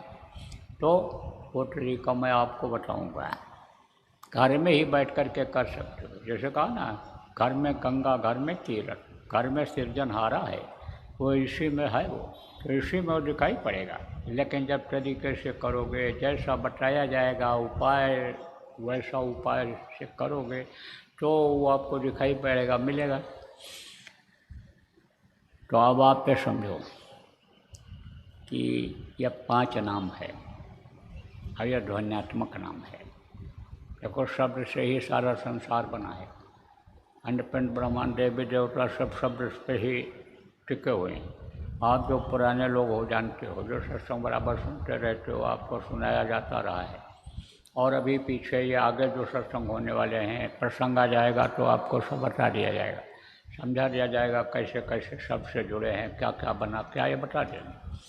तो आप ये समझो, ये 5 नाम जो हैं वे मुँह से लेने वाले नाम नहीं हैं, ये आवाज़ से ये नाम निकलते हैं, और आवाज़ ही पर ये दुनिया टिकी हुई है, आवाज़ ही पर ये देवी देवता सब टिके हुए हैं। आवाज़ से ही ये सब कुछ है। आवाज़ अगर ख़त्म हो जाए तो ये सब खत्म हो जाएगा। आवाज़ से ही ये यानी ब्रह्मा हैं, ये विष्णु हैं, ये 33 करोड़ शिव हैं, ये 33 करोड़ देवी देवता हैं। आवाज़ पर ही इनके सबके ब्रह्मा विष्णु महेश की माँ हैं, आद्या जिनको कहा गया, इनके पिता हैं, ब्रह्म हैं, सब आवाज़ पर ही टिके हुए हैं। आवाज़ पर ही ये सूरज, ये चंद्रमा, ये धरती और ये जितनी चीज़ें हैं सब आवाज़ से ही ये जुड़ी हुई, उसी पर टिकी हुई हैं। आवाज़ ख़त्म हो गई तो सब खत्म हो गया। तो वो आवाज़ सुनाई पड़ेगा। कहाँ सुनाई पड़ेगा? इसी मनुष्य रूपी मंदिर में सुनाई पड़ेगा। इसी में घंटा घड़ियाल हो रहा है। बाजत पाँचों नौबत बाजती, वो 3600 राग, पाँचों नौबत बजती रहती है, 3600 राग होता रहता है इसी मनुष्य शरीर में। इसी में सुनाई पड़ेगा। कि किससे सुनाई पड़ेगा? इन कानों से। अगर इन कानों से सुनाई पड़ने को होता तो आपको सबको सुनाई पड़ता। फिर ये नई चीज़ आपके लिए, जो नए लोग आए हो नामदान के लिए, उनको क्यों बताना पड़ता है? ये बाहर के जो कान हैं ये चर्म कर्ण कहलाते हैं, यानी चमड़े से बना हुआ है। ये चमड़ा ही तो है, कान के ऊपर भी चमड़ा है, तो चमड़े से ये बना हुआ है। और अंदर में जो कान है उसको दिव्य कान कहते हैं। उससे जो अनहद वेदवाणी जिसको कहा है, ऊपर से जो आवाज़ आ रही है, ध्वनि आ रही है, वो उससे सुनाई पड़ती है अंदर में। आप कहोगे भाई हमको अंदर में जब सुनाई पड़ता है, क्यों नहीं सुनाई पड़ता है? यही जो जान अनजान में बुरे कर्म बन गए, वो सब वहाँ जमा हो गए तो बंद हो गया। अब कोई समझो कि चाहे जान करके ऐसे ऊपर से धूल मारे कान में चला जाए, अब चाहे कहीं जा रहा है, कहाँ जा रहा है? रास्ता चल रहा है और आंधी आ गई और कान को बंद नहीं किया, आँख को बंद नहीं किया, तो आँख में भी धूल पड़ेगी और कान में भी धूल पड़ेगी। अब वो धूल जब जमा हो जाएगी तो सुनने वाला सुराख बंद हो जाएगा कि नहीं? बंद हो जाएगा। तो जैसे इस बाहर का कान का सुराख बंद हो जाता है, ऐसे जो कर्म ऐसे हो जाते हैं कि जैसे कान नहीं बंद किया, जैसे आँख नहीं बंद किया, और समझो कि बाहर का धूल गर्द पड़ गया, ऐसे ही कर्म ऐसे यानी बन जाते हैं। ये अकर्म हो रहा ना, ये होशियारी नहीं रही आपकी।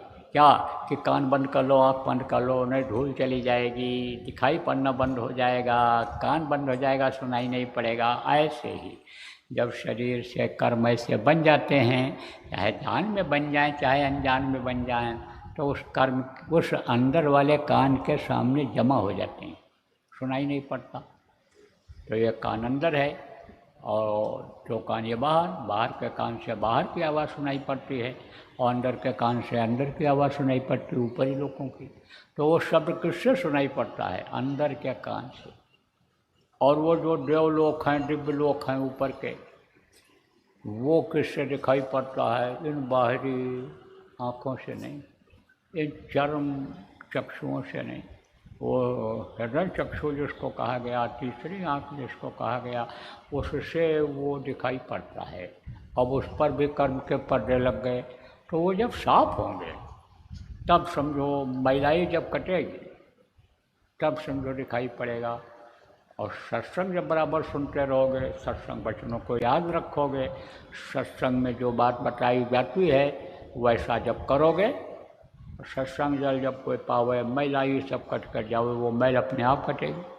तो सत्संग में ही ये बात आपको बताया जा रहा है कि उस मैल को काटने के लिए आपको उपाय करना पड़ेगा। क्या उपाय करना पड़ेगा? ध्यान लगाना पड़ेगा। ध्यान लगाना किसको कहते हैं? ऐसे ऐसे आँख खोल करके देखते हो कोई चीज़, तब कहते हैं देखो कितना ध्यान से देख रहा है। मास्टर जी लोग पढ़ाते हैं तो लिखते हैं, जो तख्ता लगा रहता है जिसको ब्लैक बोर्ड कहते हैं, उस पर जब लिखते हैं तो बच्चों से कहते हैं देखो इधर ध्यान से देखो, इधर ध्यान लगाओ। जब पढ़ाने को होता है तो कहते ध्यान से सुनना, तो उनका ध्यान उधर लगा रहता है। किधर? जो चीज़ पढ़ाते हैं उसी को सुनते हैं, उसी को सुनते हैं। और जो चीज़ लिखते हैं ध्यान से उसी को देखते हैं। तो बहुत से बच्चों को जो तेज दिमाग के होते हैं, क्रीम ब्रेन वाले बच्चे, जो इंग्लिश में जिनको क्रीम ब्रेन कहते हैं। ऐसे जो स्टूडेंट विद्यार्थी होते हैं वो उनको याद हो जाता है, लिखते समय ही उनके ध्यान से जब पढ़ लेते हैं तो जहन में आ जाता है, उनके अंदर में, उनके दिमाग में बस जाता है कि इस लाइन में, पहली लाइन में ये लिखा था, दूसरे में ये लिखा था, तीसरे में फिर लिखा था।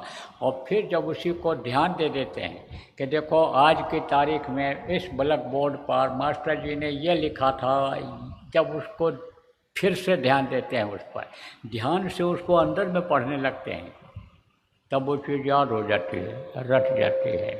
तो आप समझो ध्यान लगाना किसको कहते हैं? देखने को ध्यान कहते हैं।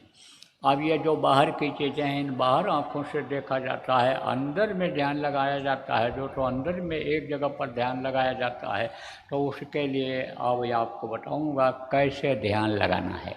तो आँख से देखने को ध्यान कहते हैं और कान से सुनने को भजन कहते हैं। तो वो अभी मैं आपको बताऊंगा कि कैसे भजन करोगे, किस तरह ध्यान लगाओगे।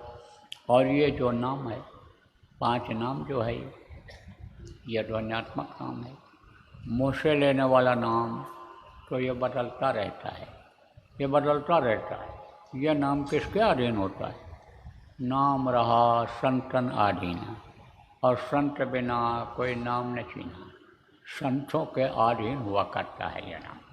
देखो महात्मा चले जाते हैं, लेकिन जिसको अधिकार दे करके जाते हैं, अगर वो चाहते भी हैं तो वो नाम का उच्चारण किससे कराते हैं? जो उस समय पर आने समझो कि उत्तराधिकारी उनके होते हैं, जिनको पावर दे करके जाते हैं, उनके मुँह से निकलवाते हैं, प्रतिष्ठित के मुँह से ही निकलवाते हैं। यह जय गुरुदेव नाम की उत्पत्ति कहाँ से हुई? ये कैसे अन्य समझो कि ये जय गुरुदेव नाम आया, कहाँ से आया? आप लोगों को शायद ही किसी को पता हो, मैं बता दूंगा। अभी आने दो, गुरु पूर्णिमा आ रही हूँ, कल परसों में बता देंगे, अगर याद रहेगा तो विषय आ जाएगा तो नाम का, जय गुरुदेव नाम का, कि ये बड़े मुश्किल से मिला था। बहुत मतलब ये है कि प्रयास के बाद ये नाम मिला था, नहीं तो इससे पहले तो राधा स्वामी नाम चल रहा था, और भी नाम चल रहे थे, बहुत से नाम चल रहे थे। अब यह नाम अभी तो रहेगा जय गुरुदेव नाम, क्योंकि हम भी नहीं चाहते हैं, और गुरु महाराज की भी दया ऐसी है कि कोई नाम न बदला जाए। क्यों? क्योंकि ये गुरु का नाम है। कोई नाम जल्दी समझ में नहीं आ रहा था लोगों को, तब ये गुरु का नाम निकला था मुँह से। अब किसने निकलवाया था ये तो सब आपको बता दिया जाएगा। अभी तो यह नाम रहेगा, यह भी बता देता हूँ, यह नाम अभी रहेगा। हम भी चाहते हैं यह रहे, क्योंकि सतयुग तक अगर यह नाम रहे तो बहुत अच्छा रहेगा, बहुत अच्छा रहेगा। क्योंकि यह सतयुग का नाम है, गुरु नाम, और सतयुग आने वाले सतयुग में यह नाम रहे तो बहुत अच्छा है। अब जब ज़्यादा लोग बदनाम करने लग जाएंगे, नाम का प्रभाव जब लोगों पर नहीं पड़ेगा, खराब होने लग जाएगा, तो दूसरा नाम आ जाएगा। कौन सा नाम आ जाएगा? अब मैं क्यों बताऊँ क्या आ जाएगा? दूसरा नाम आ जाएगा। 6 अक्षर का नाम की जगह 7 अक्षर कोई नाम आ जाए, आएगा।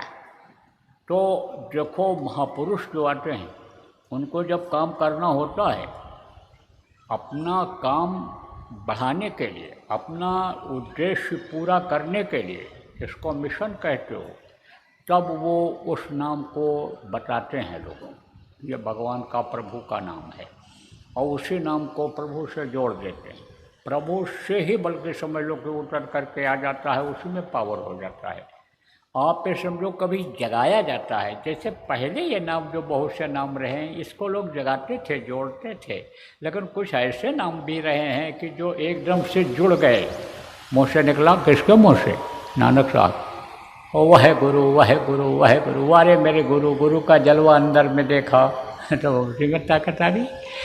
तो समझो कि ये जय गुरुदेव नाम इस समय का ये वर्णात्मक नाम है, मुंह से लेने वाला नाम है। गुरु महाराज ने इस नाम से बहुत से लोगों को विश्वास दिलाया और अपना काम ये जो संत मत का है इसको आगे बढ़ाया।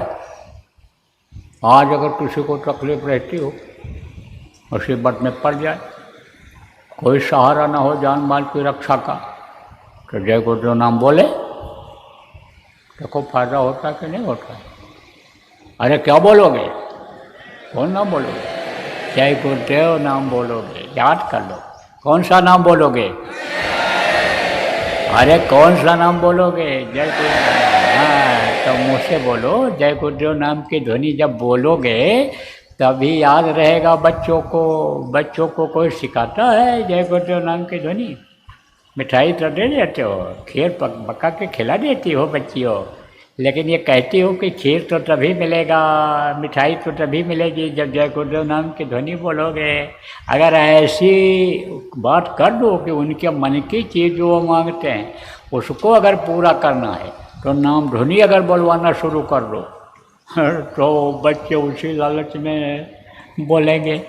अरे प्रैक्टिकल करके देखा हूँ, कोई बात है? कहो यहीं दिखा रहे हैं बच्चों को, इनको अभी बैठा के और कहो 1 घंटा नाम ध्वनि बोलवाऊँ मैं।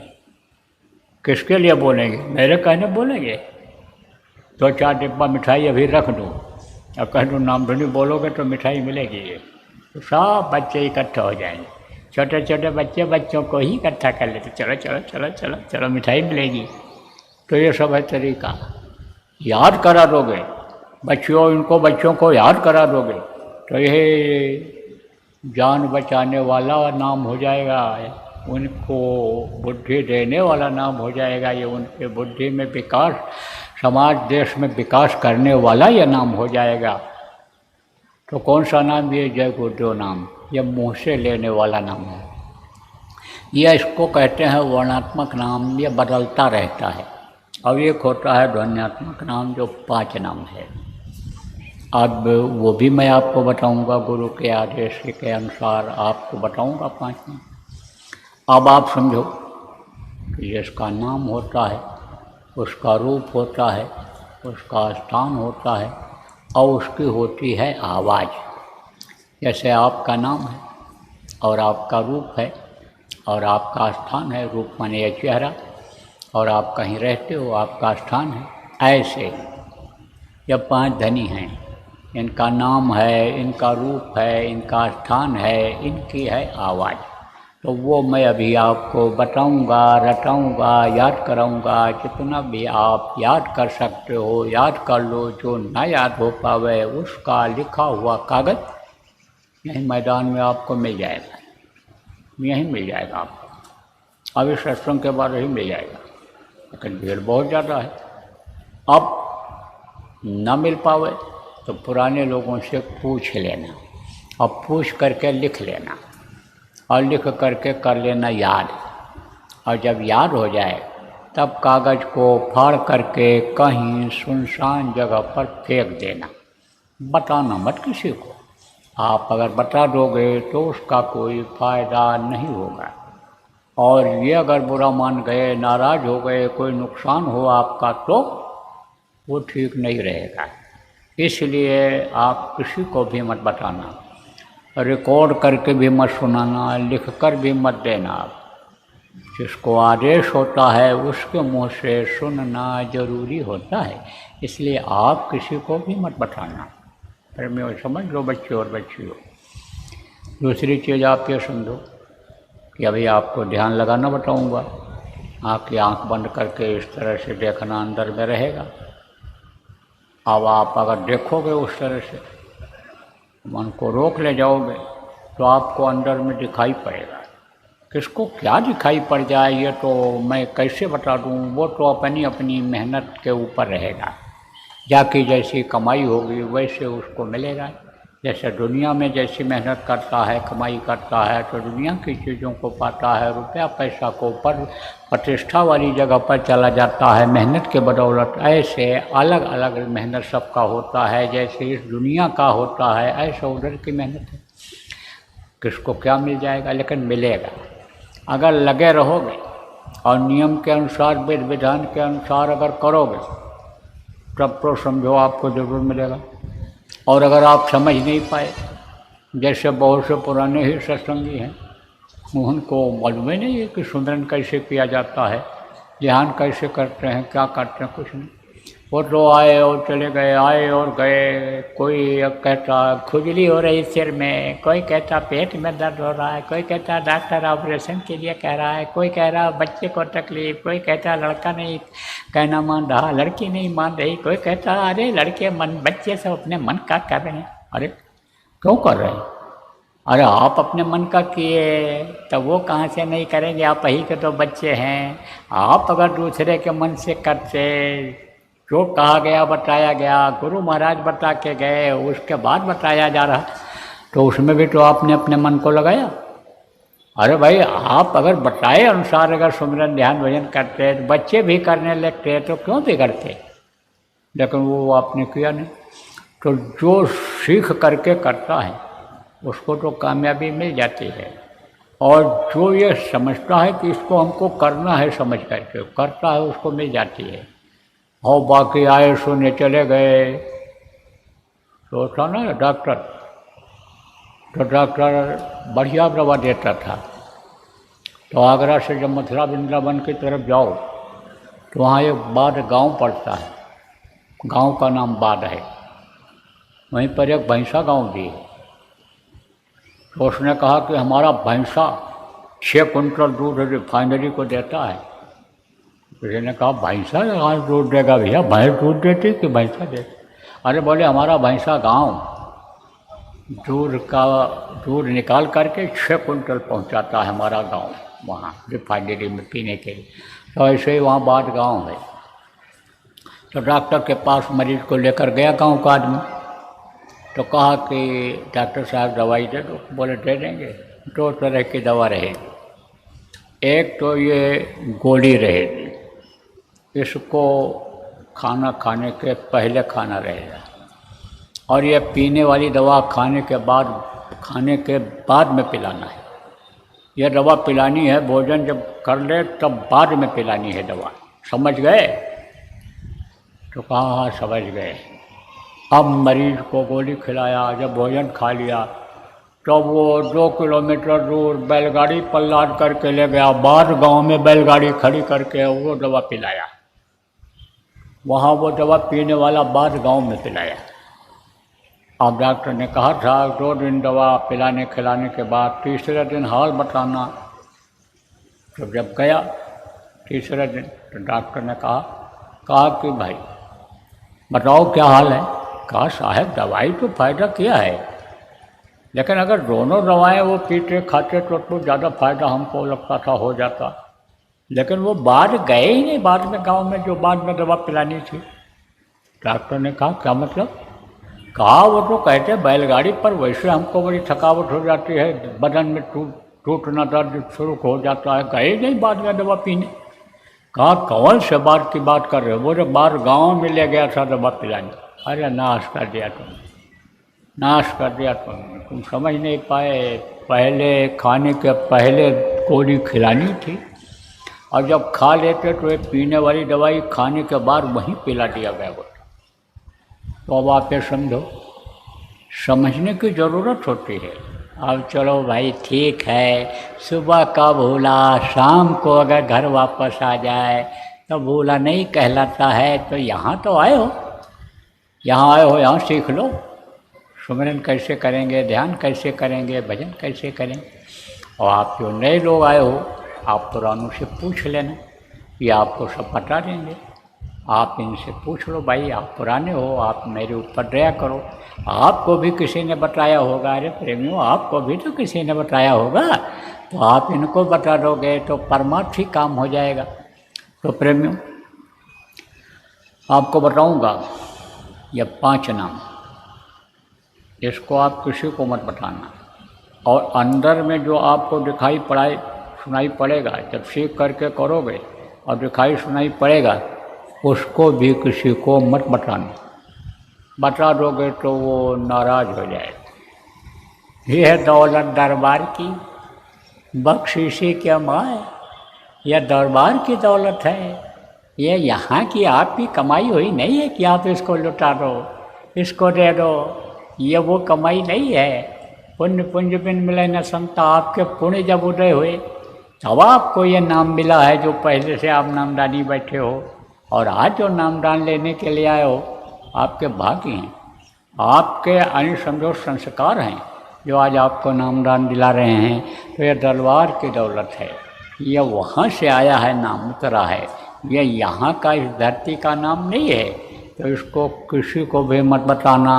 और जो भी आपको दिखाई सुनाई पड़े अंदर की दौलत जो आपको मिले, कि जिसको चोर चोरी नहीं कर सकता है, कोई इसको जला नहीं सकता है, कोई इसका यानी राजा जैसे पहले हरण कर लेते थे धन का, वो हरण नहीं कर सकता है। ऐसा यह धन है जिसको आध्यात्मिक धन कहते हैं। जहाँ से इस दुनिया के धन की वैल्यू, महत्व जिसको कहते हो ख़त्म होता है, वहाँ से इसकी शुरुआत होती है। तो इसको किसी को भी आत्मा को समझना, जो आपको अंदर में दिखाई या सुनाई पड़े। आपको नामदान देता हूँ, न आपको घर छोड़ना, न ज़मीन जायदाद छोड़ना, न बाल बच्चों को छोड़ना है, न आपको साधु बनना है, न आपको बाल बढ़ाना है, न दाढ़ी बाल बनवाना है, न कपड़ा बदलना है, कुछ नहीं। 22 घंटा घर का काम करो और 1 घंटा सुबह शाम इसमें आप समय दे दो, और फिर देखो कितना आनंद आता है, कितनी मस्ती आती है, कितनी बरकत मिलती है, कितनी तकलीफ़ें दूर होती हैं, रोना धोना घर का ख़त्म होता है। ये आप करके देख लो, प्रैक्टिकल करके देख लो। बताना क्या है, करके देख लो। बताने जा रहा हूँ 5 नाम आपको, 5 रूप, 5 स्थान और 5 की आवाज़ बताने जा रहा हूँ। 3 चीज़ और समझ लो, सुमिरन, ध्यान, भजन। सुमिरन कहते हैं माला जपने को, ध्यान बता दिया आँख से देखने को, कान से सुनने को भजन कहते हैं। 3 चीज़ें हो गई। 3 चीज़ आप और समझ लो। 3 आँख, 3 कान और 3 नाक। 2 आँखें अंदर में, 2 आँखें बाहर में, 1 आँख अंदर, 3 आँख, 2 कान या बाहर, 1 कान अंदर, 3 कान। 3 आँख, 3 कान और 3 नाक। ये 2 सुराख है। ये जिसको नाक कहते हो, इसके नीचे एक दाहिनी तरफ सुराख है और एक बाईं तरफ सुराख है। यही है नाक। इसका बड़ा अहम काम है, अभी बताऊंगा, आगे आपको सुनने को मिलेगा। इसका बड़ा अहम काम है। तो 2 नाक ये इधर और 1 नाक अंदर जीवात्मा में, 3 नाक। 3 आँख, 3 कान, 3 नाक। सुमिरन, ध्यान, भजन, 3 चीज़ें और 5 नाम, 5 रूप, 5 स्थान, 5 की आवाज़। ये मैंने आपको बताया। अब आपको दूंगा नामदान, लेकिन इस नामदान लेने के बाद आप किसी भी पशु पक्षी का मांस मत खाना, मछली मत खाना और अंडा मत खाना। इसमें जीव हैं और जीव हत्या बहुत बड़ा पाप है। और पाप जब कमाओगे तो पुण्य और पाप के दोनों एक जगह नहीं रह सकते। ये तो समझ लो धरती और आसमान की तरह से ही हैं।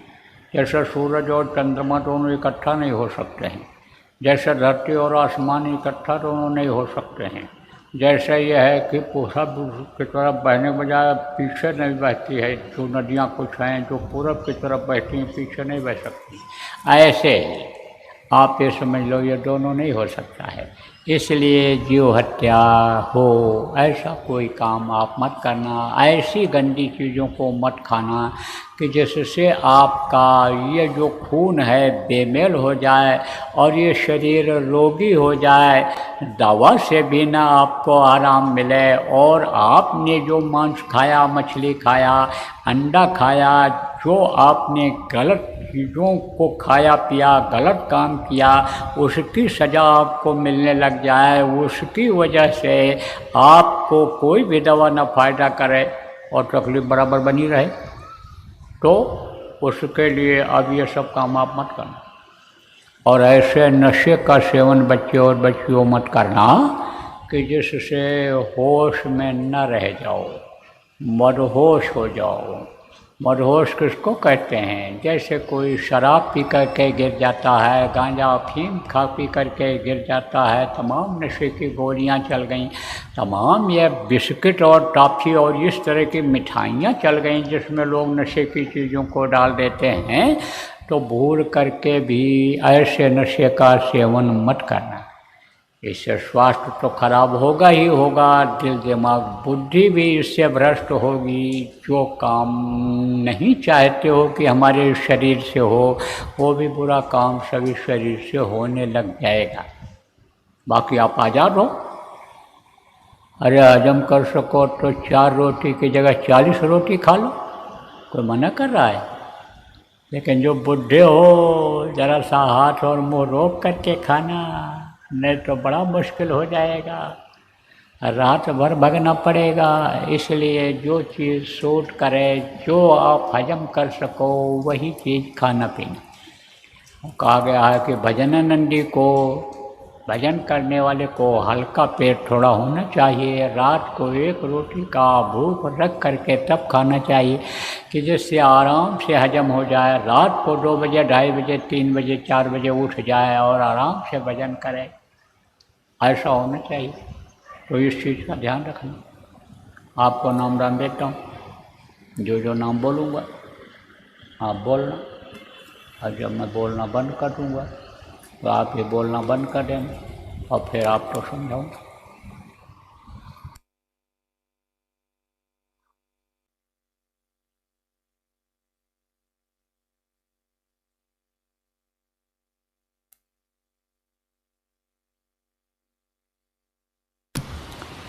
खोल दो आँख और कान, खोल दो। इसको कहते हैं भजन। इसी तरह से भजन करना शुरू कर दो, आज से ही शुरू कर दो। रात में बहुत समय रहेगा आपके पास, उसी में प्रैक्टिस कर दो आप। यहाँ अगर आदत बन जाएगी बैठने की तो घर पर भी यही आदत बनी रहेगी। मन को वहाँ थोड़ा समझा लेना कि जैसे वहाँ सबके बीच में हम बैठे रहते थे और तू करने देता था, शरीर को उठाता नहीं था, ऐसे ही तू मान जा। समझा लेना मन को, वह मान जाएगा। अब जब ऊपर का रस मिलेगा तभी इंद्रियों के घाट का रस ये भूल जाएगा। तो बोलो जय गुरुदेव। अब एक प्रार्थना मैं बोलूँगा, आप सब लोग दोहराइएगा और उसके बाद ये कार्यक्रम संपन्न हो जाएगा। फिर सुबह 4:30 बजे घंटी बजेगी, तो आप लोग तैयार होकर के दैनिक क्रिया के बाद यहीं आकर बैठ जाइएगा, और फिर 5 बजे से शुरू होगा, प्रार्थना होगी, सुमिरन ध्यान भजन होगा, और उसके बाद कुछ सुना दिया जाएगा। बोलो जय गुरुदेव।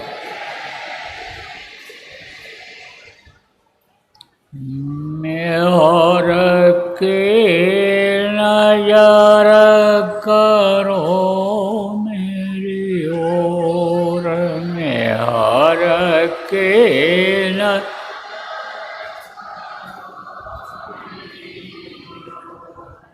दया के नजर करो मेरी ओर,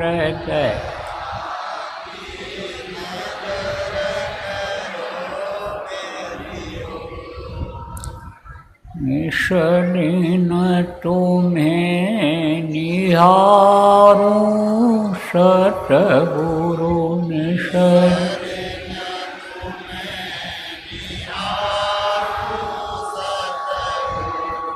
जैसे चंद्र चकोर,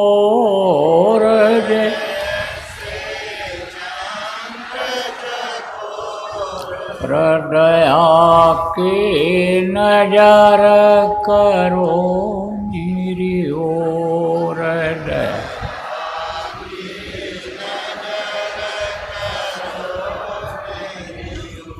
जान कौन भूल हुई तन से, जान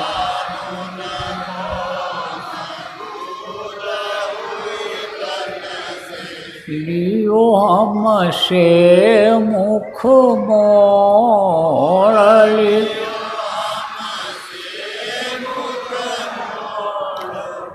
दया की नजर करो मेरी ओर,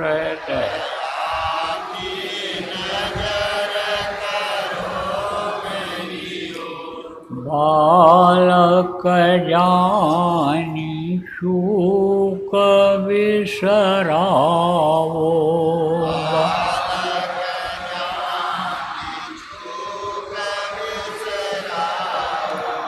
आया शरण अब मैं तोरा,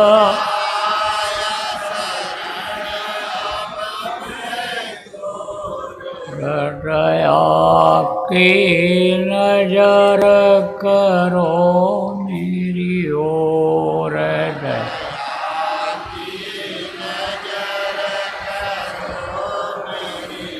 सदा दयालु स्वभाव तुम्हारा,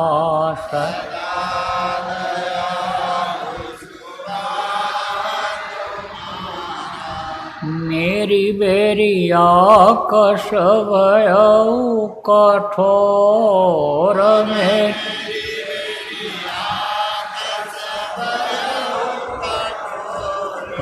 दया की नजर करो मेरी ओर,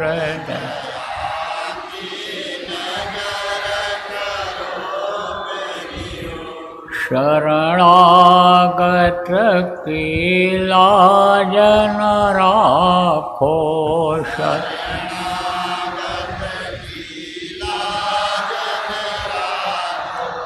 मोसो पतित अब जाए कहीं और,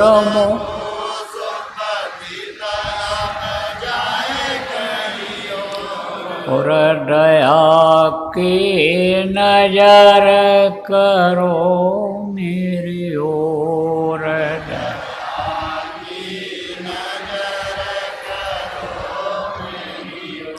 अब की बार उबार ले जो,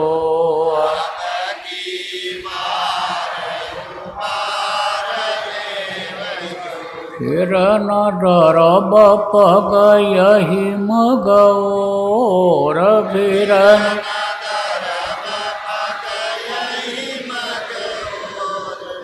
दया की नजर करो मेरी ओर,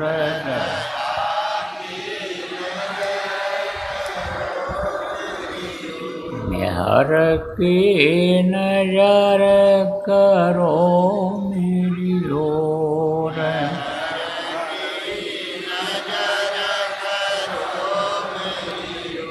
जय गुरुदेव, जय गुरुदेव, जय गुरुदेव, जय जय गुरुदेव।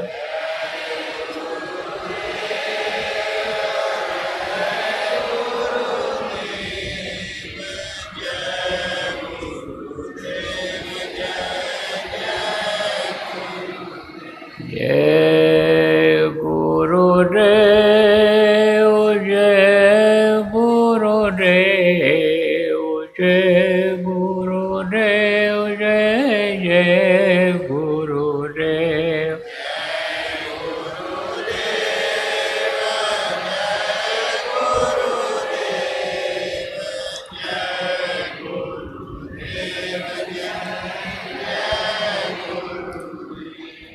जय